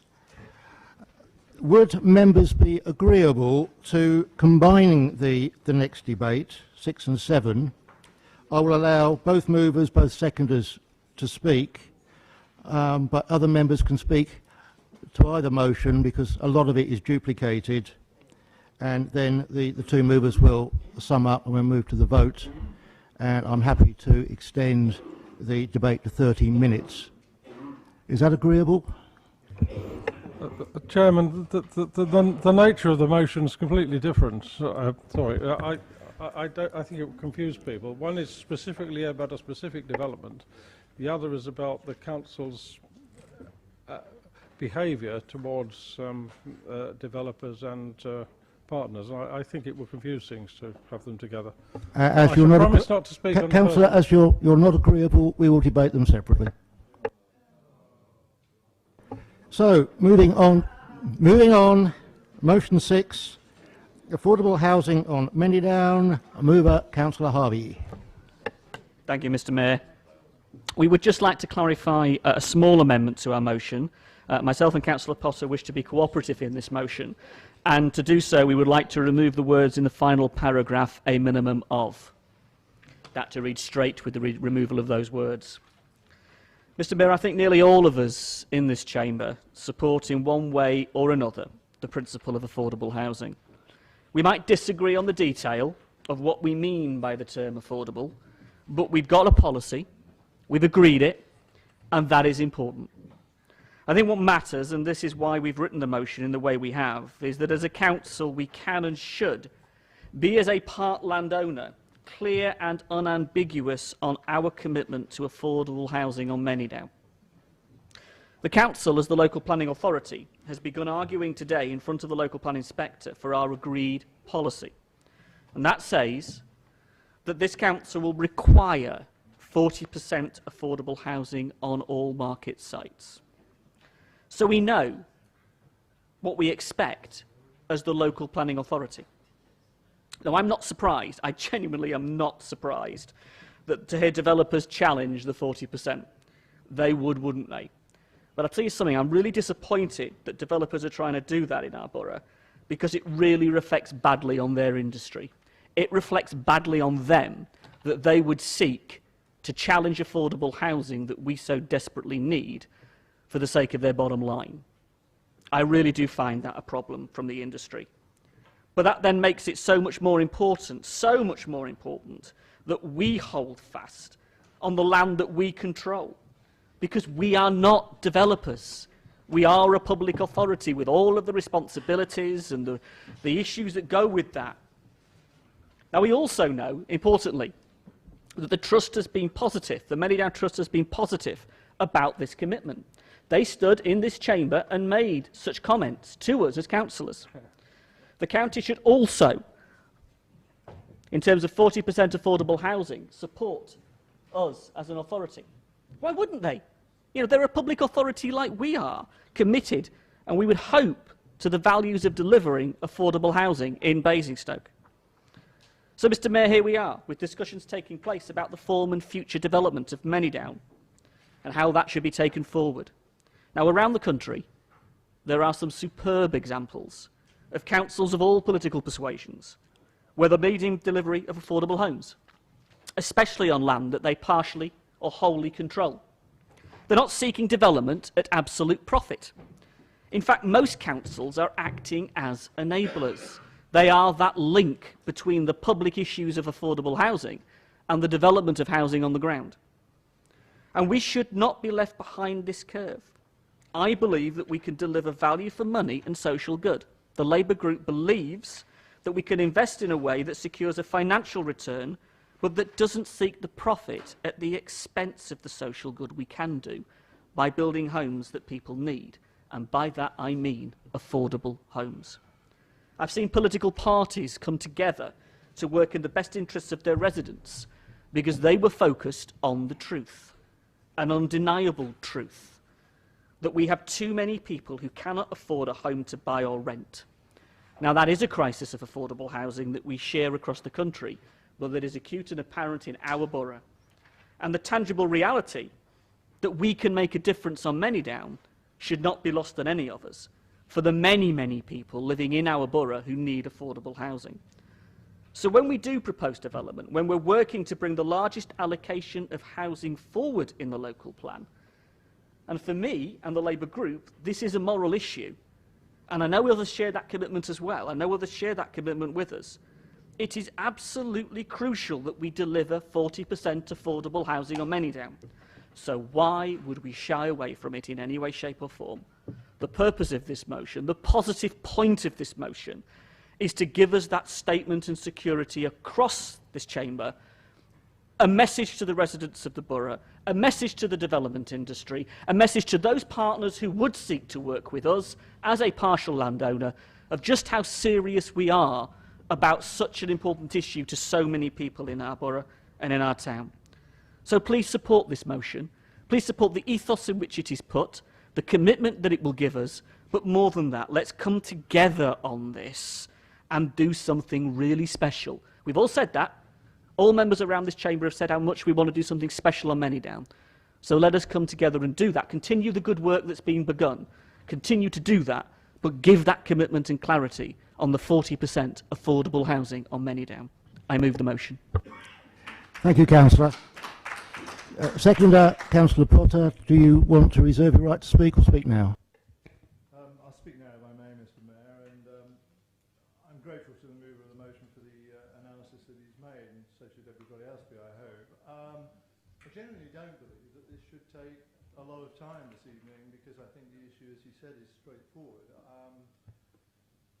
I'm reminded, I think Councillor Cubitt said a while ago when we were talking about her dislike of the words affordable and viability in this context, and I absolutely agree with her, but I do remind myself, certainly the Oxford English Dictionary's definition of viability doesn't just restrict itself to financial viability, and there are a lot more issues, I think, to consider in this context, and I think Councillor Watts' motion, when he speaks to it, will probably say a little more about that anyway.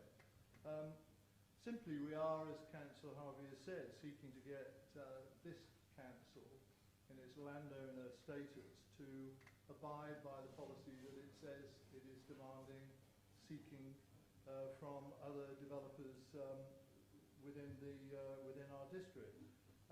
Very clearly repeating it, policy CM1 of the draft local plan says the council will require 40% affordable housing on all market housing sites. I mean, we're further helped by the words in our own plan about the tenure split of affordable homes being 70% rented and 30% intermediate product. So that shouldn't hold any fears for members opposite in that regard.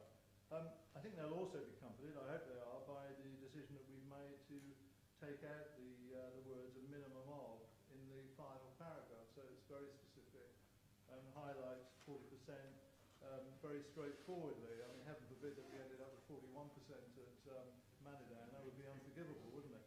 But in regard to, I hope, Councillor Isaac, and I refer to him in this regard, I mean, I fear that he'll come forward with a range of concerns about the sensitivity of negotiations, some of the legal constraints that apply to us as we move into negotiations with partners and perhaps other deliverers. But I take a fairly straightforward view in regard to those negotiations. I see absolutely nothing wrong with us as a major partner in this, saying to our partners and saying to other possible interested parties, this is our bottom line in regard to what we expect to see in terms of the affordable housing provision on Manydown. And that's absolutely in accordance, I believe, with the commitments that we have made to the residents of Basingstoke over the last 20 years. I mean, I, for one, and there may not be that many in the room who can remember this, remember the commitments that were made at the time when we were involved in the sale of housing stock, and the promises that were made at that time about the way that money would be reused. Well, it's taken a long time, but we're at that juncture now, and the next few years are going to be critical, and the way that we deliver the housing that goes on Manydown is going to be vital. And when I look back, I mean, certainly the position that we adopted in terms of what we said to the residents, if we move away from that now, I think it's a betrayal of those people that were persuaded at the time that this would lead to further substantial, affordable, other words we used at that time, I have to tell you, in terms of the housing provision. And it also would be a betrayal, it seems to me, in regard to the thousands of people who are crying out for affordable housing in Basingstoke. On occasions, I wonder who we build houses for, quite frankly. There's this enormous demand for the affordable housing units. We have an opportunity at Manidown, like no other, to commit ourselves to that 40% affordable provision, and we should do it now, prior to the time that we enter into the negotiations with partners. I don't see the Manidown Trust resisting this, Mr. Mayor and others. I remember historically the sort of social commitment that they made at the time, and I reflect on that. I remember Oliver Bellis's senior talking to me about that. I don't think that has changed. I know the Trust may have changed a little, but I believe that commitment would still be there. And I think, from what I've heard from the County Council, it wouldn't be a massive issue for them. So it seems to me this is very clearly a commitment we can make ourselves this evening. I hope the debate isn't extended over long, Mr. Mayor, to keep you here, and I hope that we can agree unanimously that this motion should be passed this evening. Thank you. Can I just clarify something with Councillor Harvey? You said, or sorry, Councillor Potter said that the words "a minimum of" have been removed. Is that correct?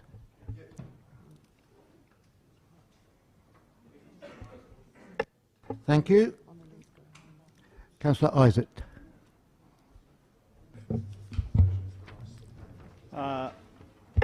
Mr. Mayor, yes, this council has committed itself to a policy in its draft local plan of 40% affordable housing.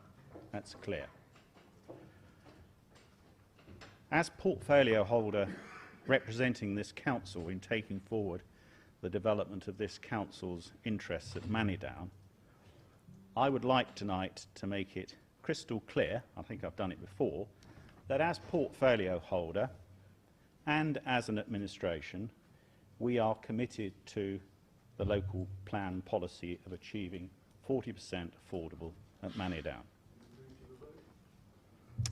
If only life was that simple, Councillor Potter. If only life was that simple.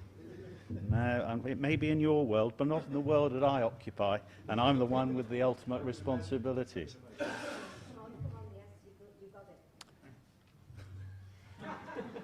Yeah, I'll take that. Appreciate it. Thank you very much. However, there are some important legal considerations. We are not the sole owner of Manidown, and therefore not able to make decisions independent of our partners. We don't control the land exclusively. Also, as a council, we have a statutory duty to obtain best consideration for our land sold for development. This motion is at least premature, and if passed, I think would put this council at risk, because we will not be able to establish best consideration without first fully considering the financial implications. Each project has its own specific costs, and we know with Manidown that it's going to be very significant, the infrastructure costs, to build it out. So I think that this council shouldn't tie its hands, however well-intentioned it is from that side of the chamber, with such a proposed commitment.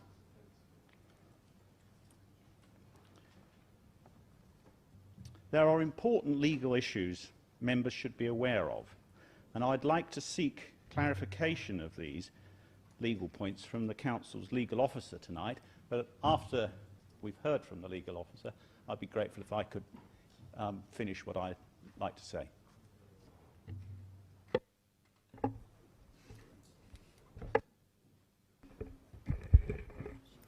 Thank you, Mayor. I've been asked to make this point of clarification on behalf of the Interim Chief Executives this evening. It only really echoes the points that have been raised by Councillor Isaac, and that is that I just want members to be aware this is a motion, this isn't a decision this evening, and this is only officers' interim advice on the motion. If the motion is to be passed this evening, it would be going to the Many Down Overview Committee and further work could be done around this motion.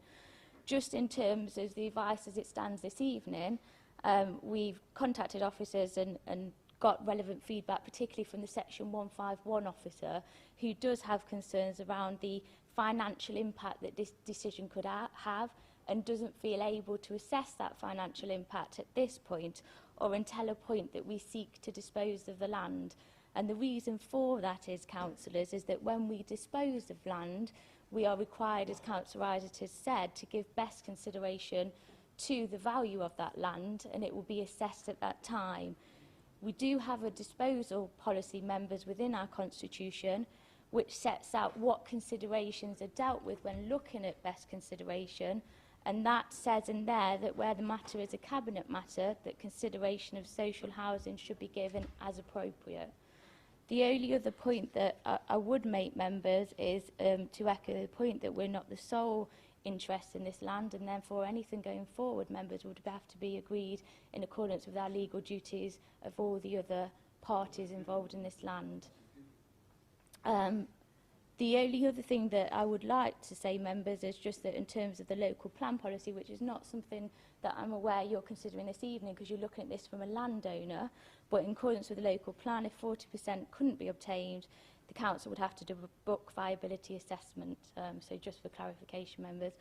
Other than that, I don't feel I can provide any further points of clarification. As I said, this is a motion, and this is a matter that will be referred to the Many Down Overview Committee if it is to be pursued.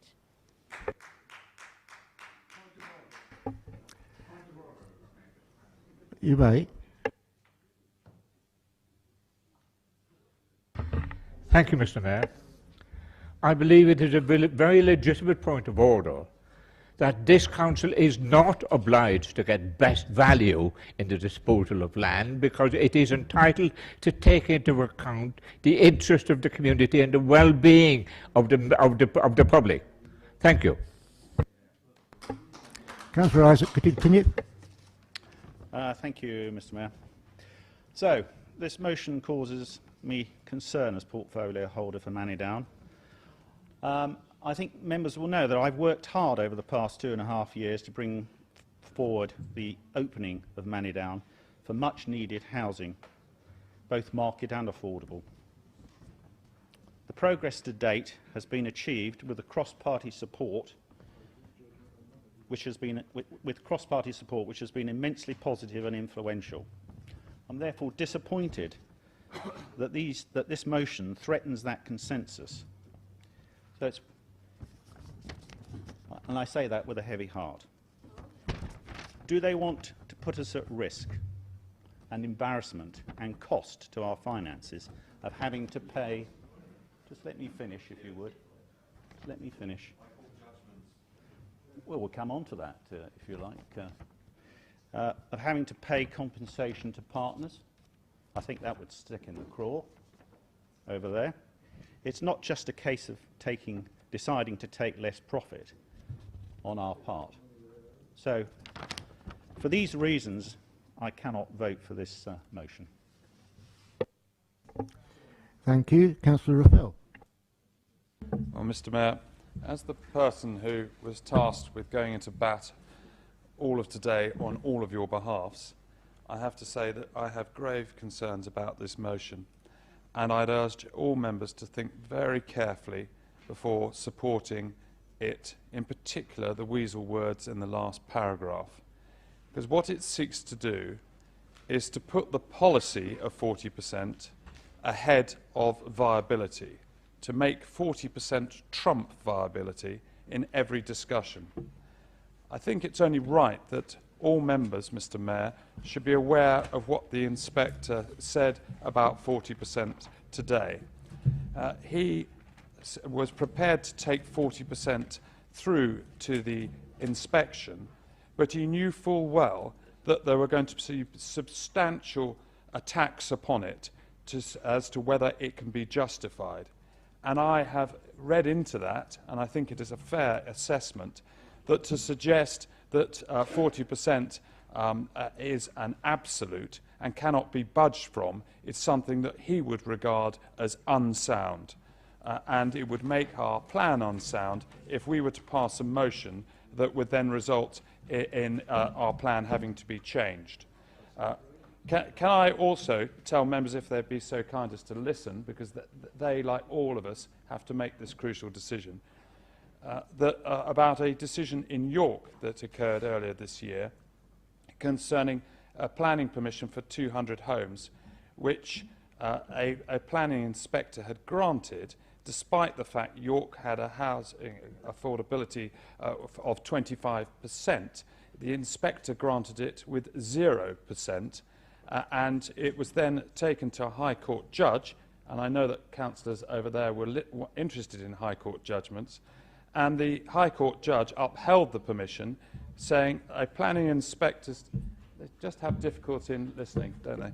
A planning inspector's decision to grant planning permission for a residential development with no affordable housing to prevent a delay in the contribution the development would make to the local authority's housing land supply was rational and supported by sufficient reasons.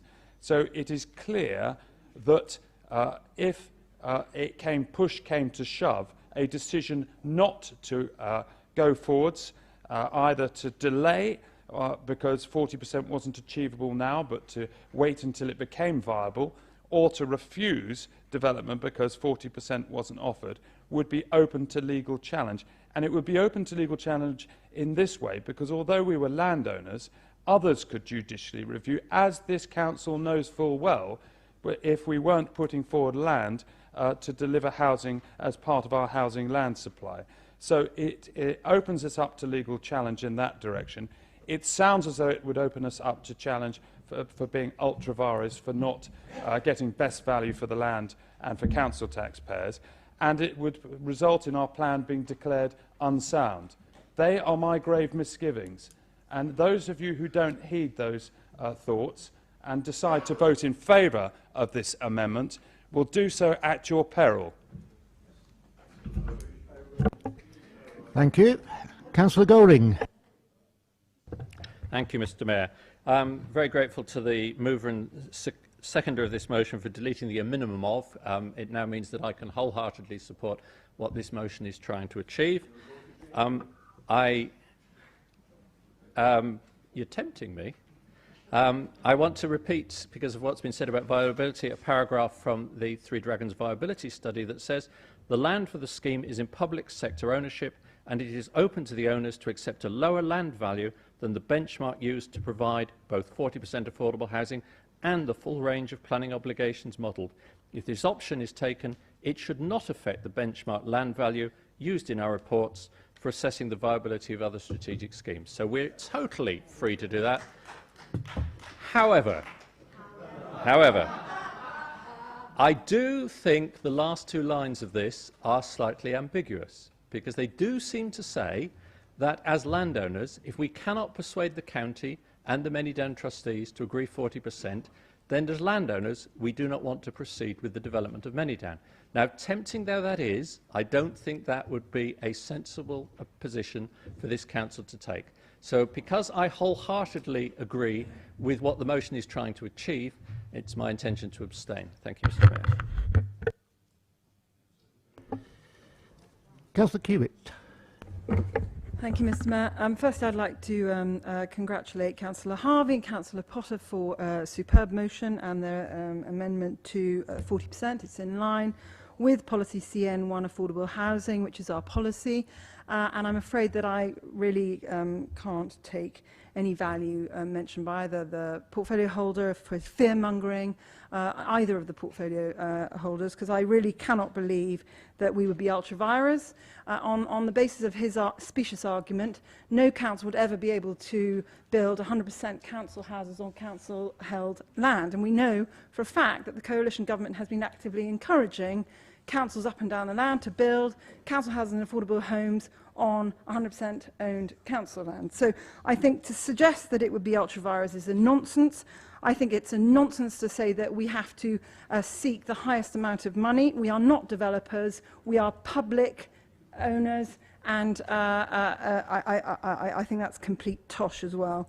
And in reference to the inspector's comment, I was also there all day today, and he made a reference to the fact that the 40% might not be possible for some developers, but it certainly did not in any way or should not in any way be used as an interpretation of us passing this motion tonight, just damaging our position going forward. This is council-owned land which was bought with the proceeds of the sale of the council housing stock for the explicit purpose of building more houses under the Town and Country Planning Act, and therefore I'm afraid we have every right to approve this motion if we see it fit, and it would be in accordance with our local plan. Thank you.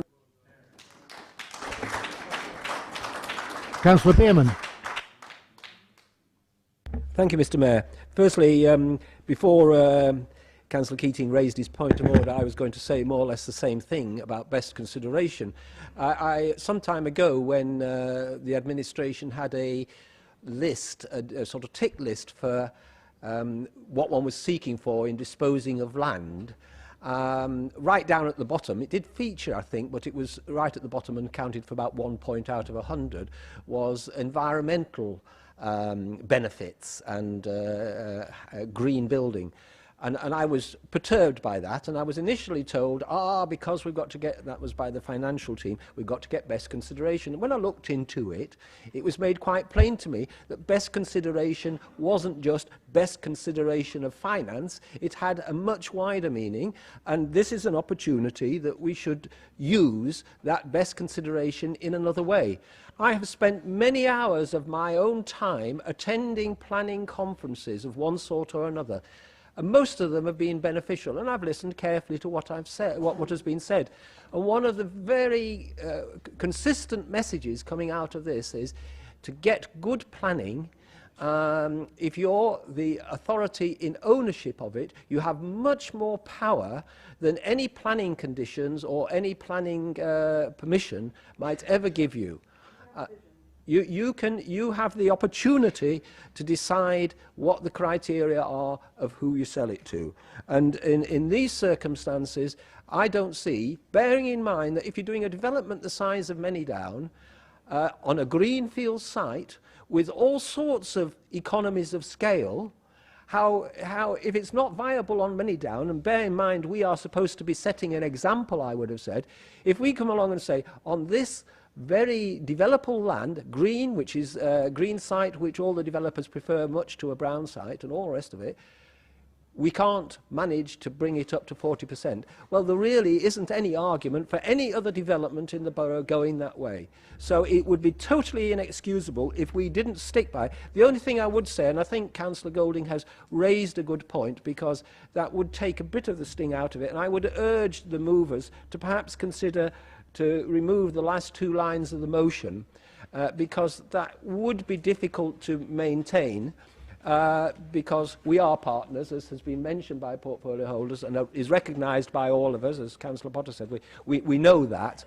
But in terms of what we're aiming to do, what we seek, if we make it reasonable, then we're more likely to get cooperation. If it seems as though we're saying, oh, well, if we lose out on this, we're going to throw our toys out of the pram, it really doesn't help our situation. So perhaps the movers can consider removing those, and I will certainly find it, I'll have no difficulty in supporting the motion, but it seems others might find it easier as well. Thank you. Councillor Edwards, and I think you've just about got your 5. Thank you, Mr. Mayor. I'm committed, as this administration is, to obtaining 40% affordable housing where possible. However, members who have read policy CN1 will know that all affordable housing must be viable. As an elected member for Winklebury, I am committed to ensuring that the Manydown development is of the best possible quality. I would hate to see a situation where my residents and the new residents of Manydown were shortchanged on infrastructure improvements and on vital developer contributions. due to trying to meet an impossible policy. Having spoken to the Many Down officer, I am confident that we can deliver 40% affordable homes across Many Down by pursuing diverse yet affordable schemes.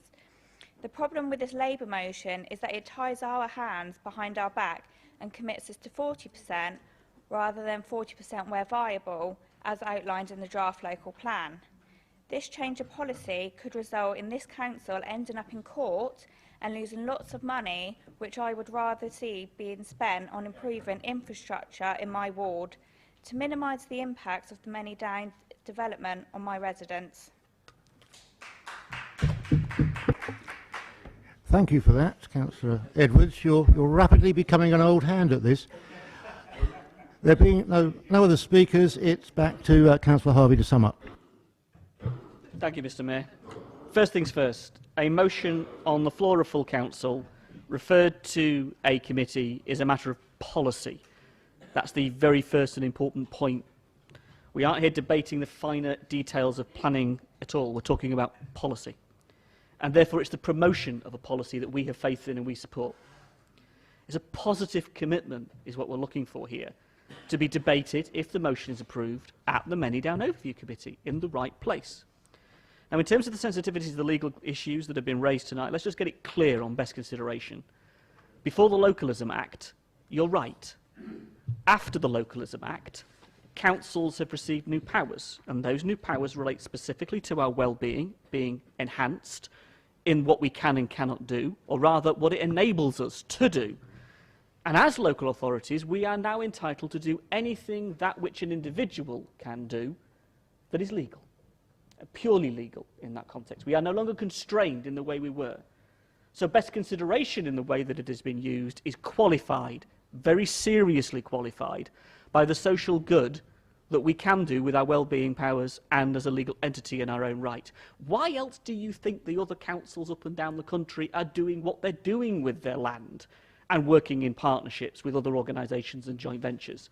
The way they've gone about it, the manner in which they've done it, is to use the powers that the Localism Act, amongst other elements that the coalition have given them, to do the job, to build houses.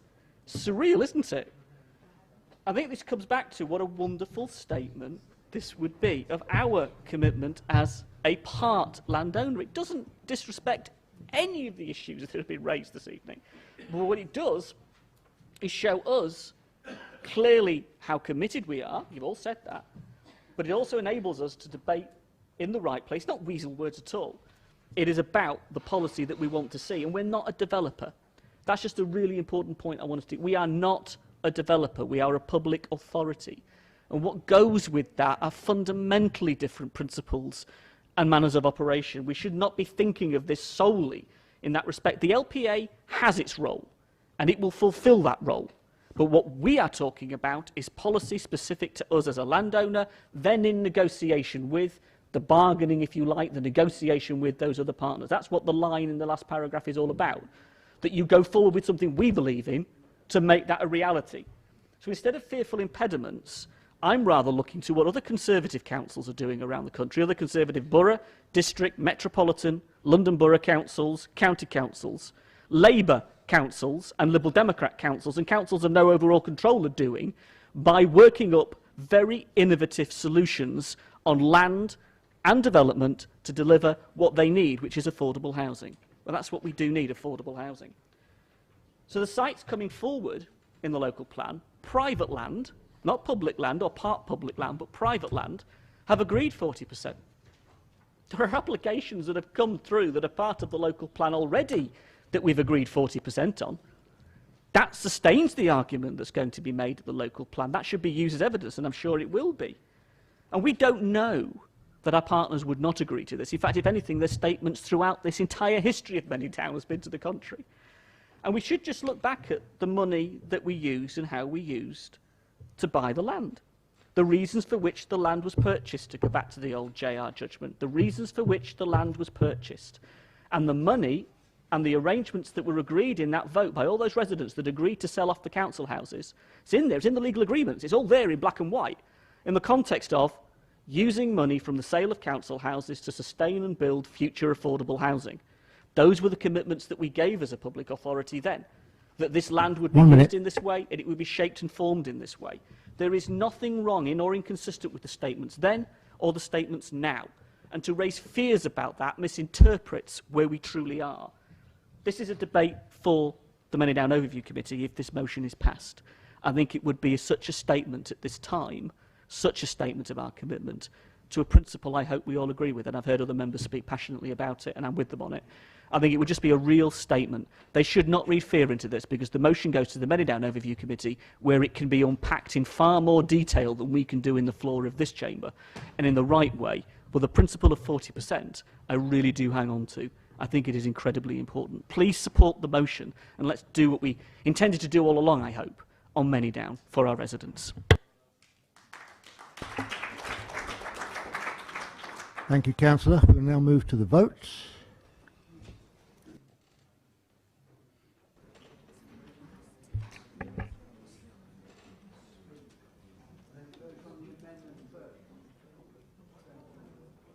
What amendment?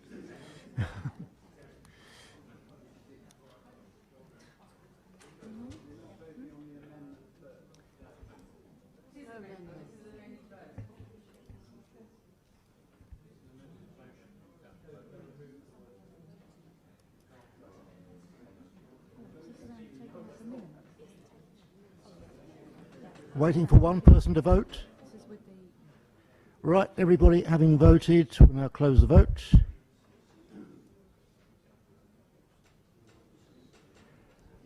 And the motion is clearly carried.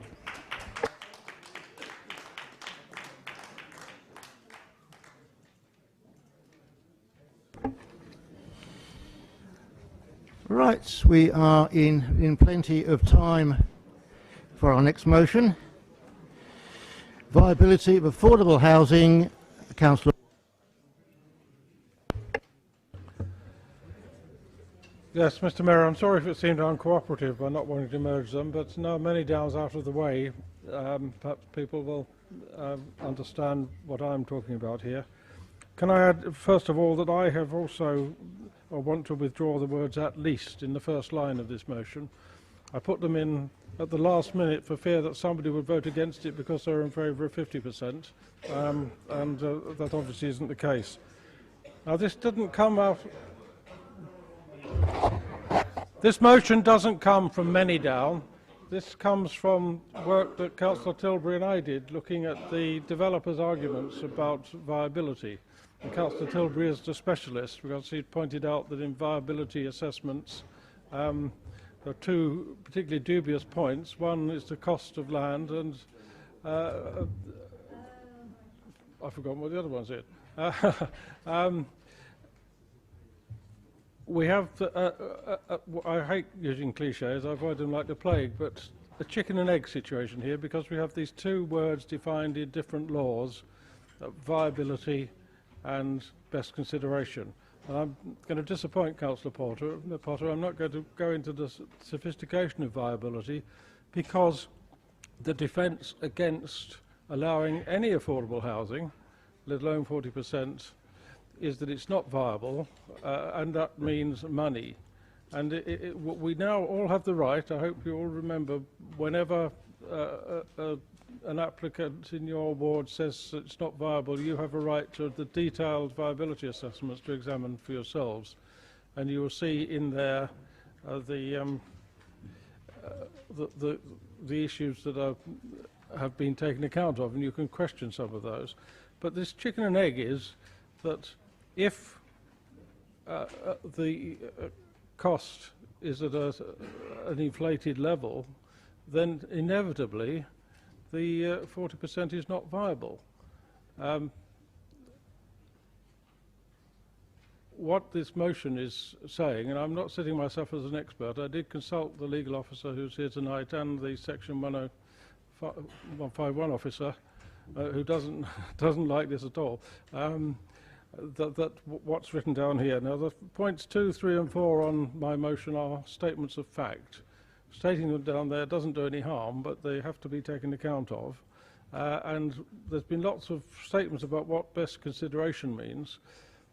What I am saying is, it seems clear to me that if land is just bought, then that's the price that's paid, and that's what should be in the viability calculations. And number one is my opinion, but I think it's true. If there are planning constraints on a site, then that will affect the market value of the land. And we should, in defending our position on particular applications or at the examination in public, make quite clear that this council's planning policy is for 40% of affordable. In consequence, the value of land is such that makes 40% viable. We're being trapped all the time, as far as I can see, by developers stating a high price that they paid for the land and saying, in consequence, 40% isn't viable, and we need to be more sophisticated. This isn't making new policy. This is suggesting that this council just needs to be aware of the relativities in this situation. Now, it may be that the last part of the motion is possibly now irrelevant if you consider many down the only site, but I'm talking about this for all time, and the council does indeed own a site in the Schlar in Whitchurch. But all I'm trying to say here is, within our policy, we can influence the situation because the best value, best considerations influenced by our planning policies, and our planning policies are set against the cost of the land in terms of viability. I know cost of land is very difficult because there are all sorts of devices. I mean, there's a thing called the SPV, special purpose vehicle, which is just to own a particular land for development. And in my limited experience, one of the reasons for that is because it's easier to sell land than it is to sell property. And of course, that leaves no trace in the land registry or anything like that. But please, consider this motion and put it through whatever appropriate channel so this council can actually improve its technique for resisting claims of lack of viability. Thank you. And is that seconded? Seconded, Mr. Mayor. Do you want to speak now? Now I've got up, I'll stay up. Mr. Mayor, it's a very simple one, really. Up until this morning, we had a local plan that said 750 homes a year. We had a policy that said 300 affordable homes a year.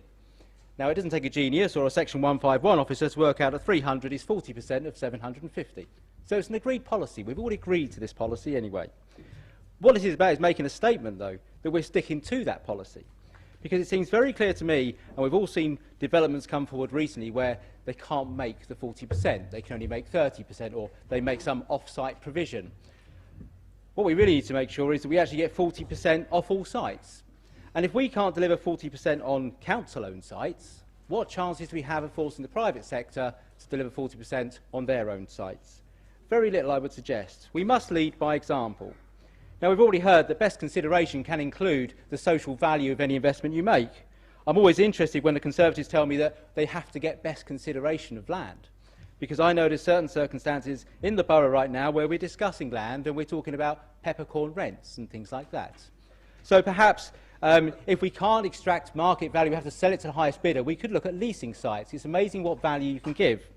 But if you have to get best consideration, I will be contacting Councillor Isa with a better offer, maybe 2 bits of peppercorn a year to lease a certain site. So, Mr. Mayor, it's a very simple motion. It simply says we're making it absolutely clear we want to deliver 40%, we will deliver it on our own land. When we negotiate with developers about the sale of land, we are saying we expect 40% delivery, the price is based on 40% delivery. Don't come back and say we can't deliver it, it's not viable because we'll sell it to someone else. Simple as that, Mr. Mayor. Right. I don't appear to have any other speakers. Councillor Watts, would you like to sum up? I'll sum up by saying please vote for the motion and then we'll take it through council channels. We can now move to the vote.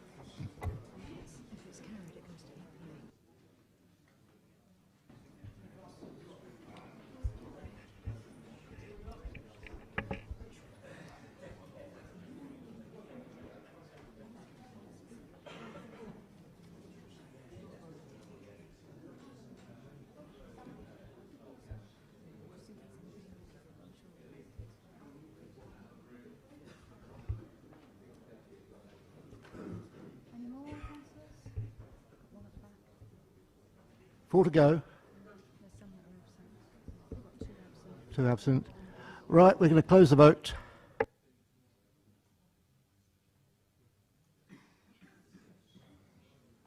And it's carried. And it will go to EPH.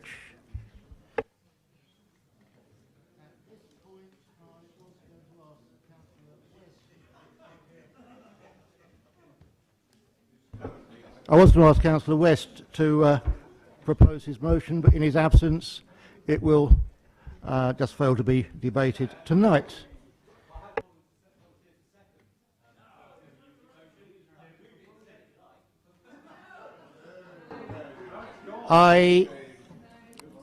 As you were not the original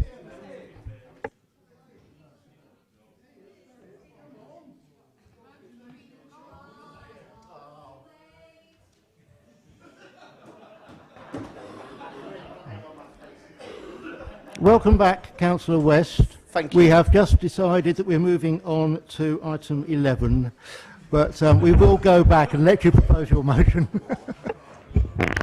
It looks, Mr. Mayor, it looks like I'm going to be going begging again as well tonight, because unfortunately the seconder of this motion was caught on the M3 according to his.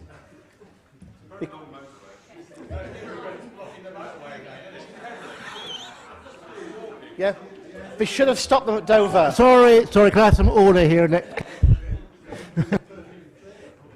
So he was, as I say, caught on the M3, according to his last tweet, and now he's just completely disappeared off the grid. So I'm going to be... Order. Thank you. I'm going to be relying on the goodwill of fellow members if this motion is to go anywhere. I will not prolong this tonight and be excessively verbose. The purpose of this motion is very simply, if Council pleases, to give UKIP, the UKIP group, a seat on the EHP OSCOM. And I'm really looking for someone who will be willing to second this and obviously make a few comments as well, I guess. Thank you very much, Mr. Mayor. Do we have a seconder? Oh, yes, Mr. Mayor.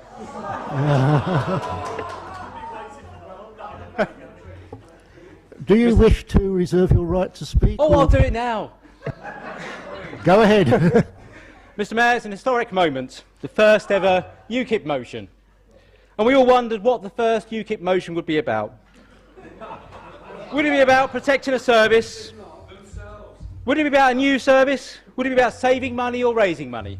No, Mr. Mayor, the first UKIP motion is all about UKIP. Now, as they're a relatively new party and a seconder of this motion, it falls upon me to explain what UKIP are.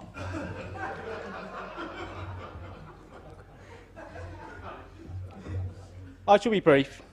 Now, Mr. Mayor, if you take the diseased extreme DNA from a Conservative and you mix it with the remaining strands of DNA from the BNP, you create a genetically modified monster party that feeds its target audience with lies. It spreads fear and promises a return to a past that never actually existed.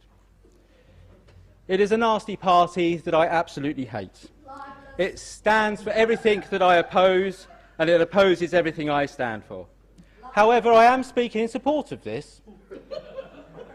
Firstly, because I'm a Democrat. And obviously UKIP do have votes, they do have voters. Hopefully they'll get help soon. And it's important that their voices are represented in this chamber and in our committees. The second reason for supporting it is because I also believe that given the opportunity to look stupid in public, UKIP will take it, and I want to give them every opportunity. Thank you.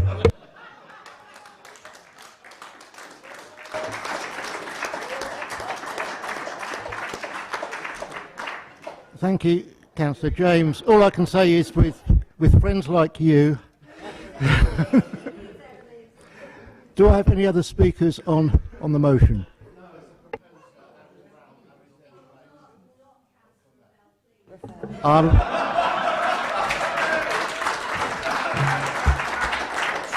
We will now listen to the voice of moderation. I should just say, she's been very kind. I've had sweets and all sorts of affectionate comments coming from behind. It's called bribery. Well, it's working. I just want to say that based on tonight's performance, where you... I have got my mic on. Based on tonight's performance... If you keep quiet, you'll hear.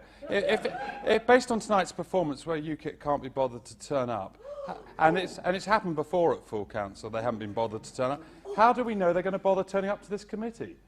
So I'm going to vote against.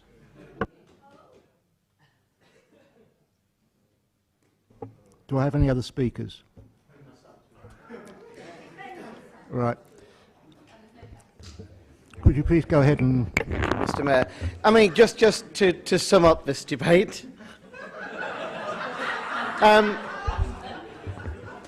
am very grateful to the members of this council for allowing me the opportunity to have a seat on this committee, because it will allow me to express the same level of moderation that our national party do, and hopefully, as we do nationally, to do locally, and that is to bring some common sense and rationality and moderation to what is a fairly febrile council, as you really know. And I have to say to Councillor James, on behalf of UKIP, I am really sorry that our party somewhere along the line, stole some Liberal Democrat DNA. Right, well, I've taken advice on this, and there is no committee to which we can refer it, should it be passed. This is a decision for full council, and it does require that there be no votes against, otherwise the motion will fail. Therefore, can I please ask for votes against?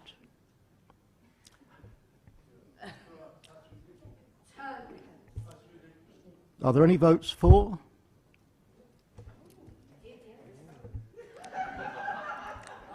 Under the Constitution, I'm afraid that the motion fails.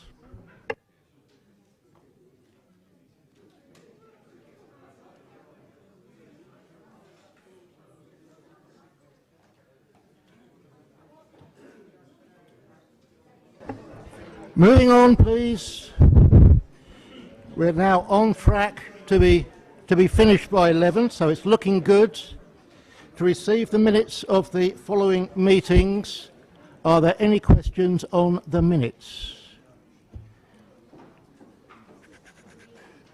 Are those agreed?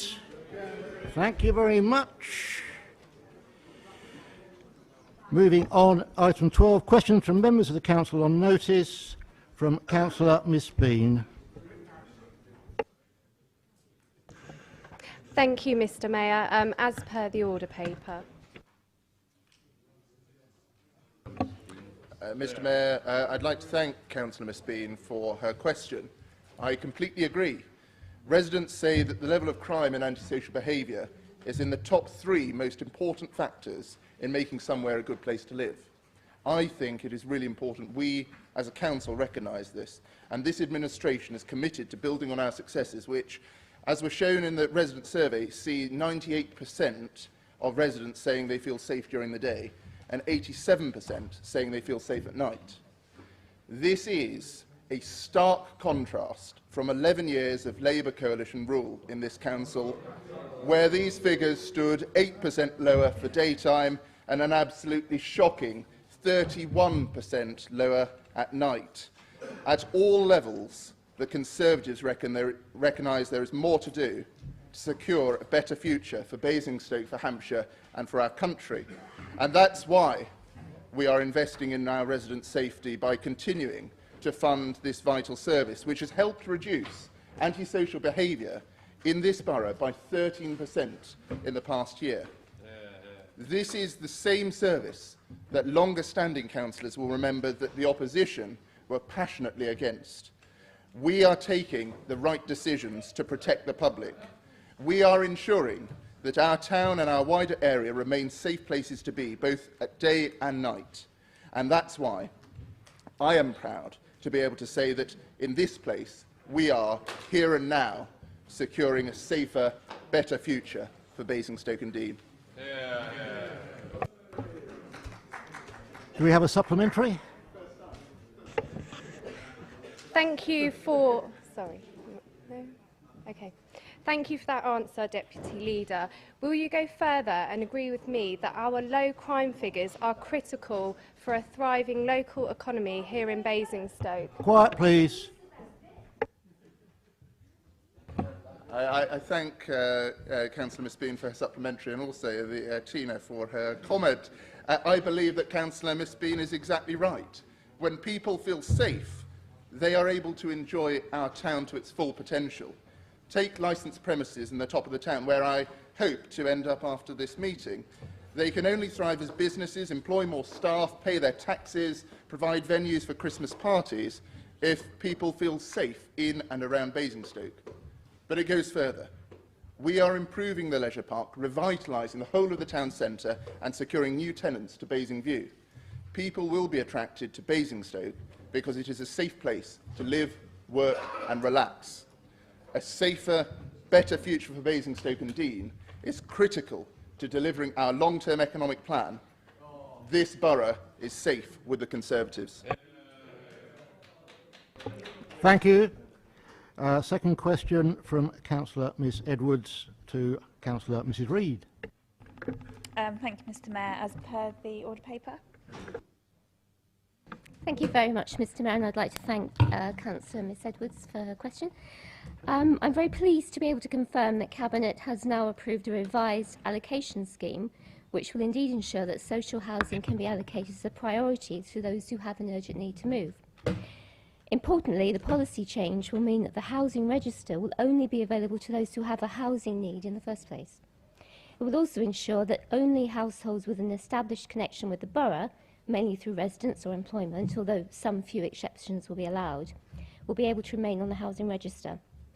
Officers are now drawing up detailed implementation plans to put the policy in place. This has been the culmination of at least 2 years' comprehensive work, which involves significant engagement with our community and other stakeholders. There was an overwhelming desire to ensure local homes go to local households who most need it. We are simply using the freedom and flexibilities now available within the legislation to put that into place. And on homelessness, increases in homelessness for local families have also presented significant challenges in recent times. We've therefore responded by earmarking resources specifically to acquire additional units of temporary accommodation to ensure that bed and breakfast can be avoided or minimised. A total of £824,000 has so far been allocated to acquire up to 22 properties. The position on homelessness can change on a daily basis, and pressures on causes of homelessness inevitably remain. However, as things stand today, Thursday the 11th, as a result of acquiring these extra properties, we only have 2 accepted homeless households in bed and breakfast who will be moving into suitable accommodation tomorrow, Friday. Any supplementary? Thank you, Councillor Reid. Would you agree with me that it's critical that people who have large incomes are exempt from the housing register and those who repeatedly refuse appropriate housing are penalised? Thank you again for the supplementary. Yes, I completely agree. Including our new allocations policy is the £50,000 limit on household income. Any household who brings home this amount of money should not be allowed to restrict the housing options for the most vulnerable in our society. Furthermore, anyone who refuses free reasonable housing offers or is guilty of antisocial behaviour should be put into the lowest priority band. I'm confident that our new policy will stop any person from exploiting the system, freeing up the capacity to care for the most vulnerable in our society. We will ensure that those trapped at the bottom of the housing ladder are given a hand up, with special preference to local people. This new policy is easier to understand, simpler, reflects the wishes of our residents, but above all is a fairer system delivering local homes for local people. Thank you, Mr. Mayor. Thank you. That will conclude the meeting, but before we go, I've got a couple of thank yous. One to the Gazette for sitting through a fairly lengthy meeting tonight, to all the members who have managed to sit through it. I'd have a little bit of concern about Councillor Ellery if he's stuck on the M3 for this time. I certainly hope when he was, quote, caught on the M3 it wasn't for speeding. I wasn't going to say that, but we also have a member of the public with us tonight, Tina Taplin, who I believe wishes to address us before we go home.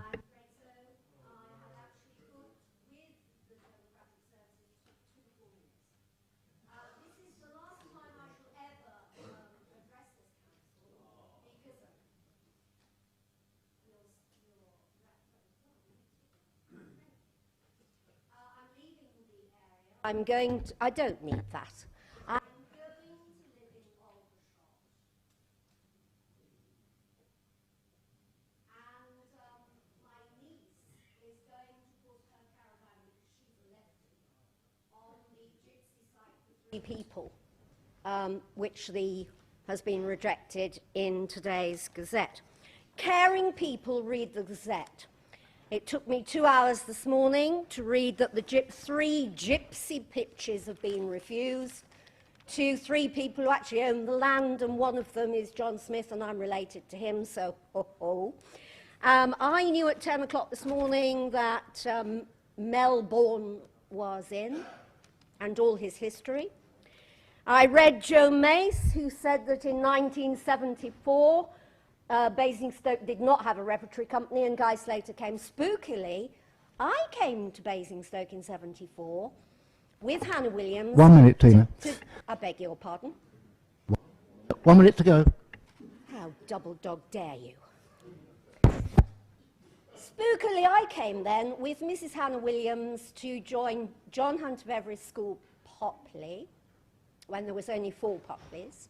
I met John Hunt 4 times, spent 10 happy years there, blah, blah, blah, blah, blah. But as Mr. Mayor pointed out, the debacle all those years ago that Councillor Tilbury needs some help on, I've got all the notes. I took Hannah Williams home, and it wasn't even full council, I forget what committee it was, but it was held because the government quango, Southern Arts, was going to withdraw some funding from the Haymarket, and we all stood together. And I remember my man, Keith Chapman of Pamba, hanging his head because he could do nothing. And I took Hannah Williams home at 2 a.m, and we left this meeting at 4:45 and fell into the Red Lion for coffee.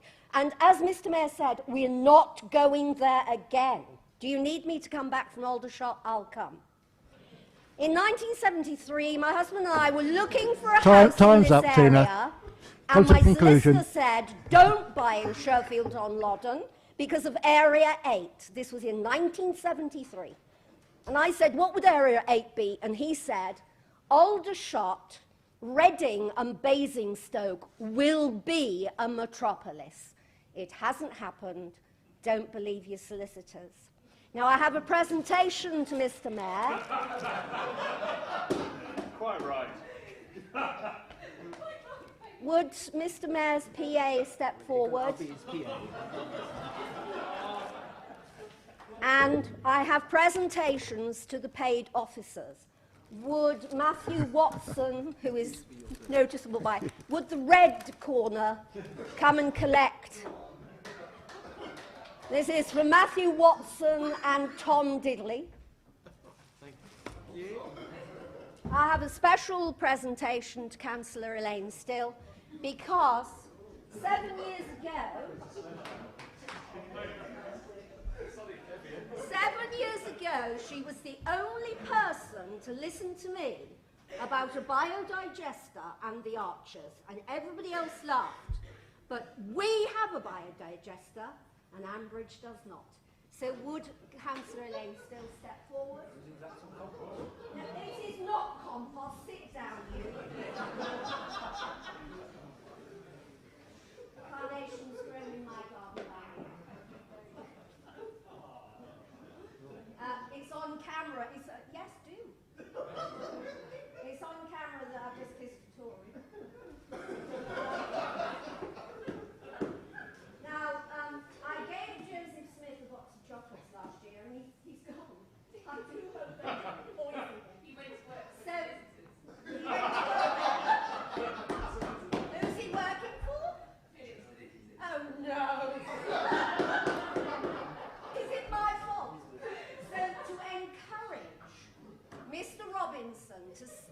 in the whip's office, I present him with a box. This box...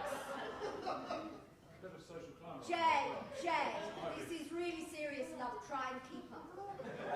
This box will grow over your lifetime. When I'm dead and buried, it will still be growing. And it's a good wood for carving.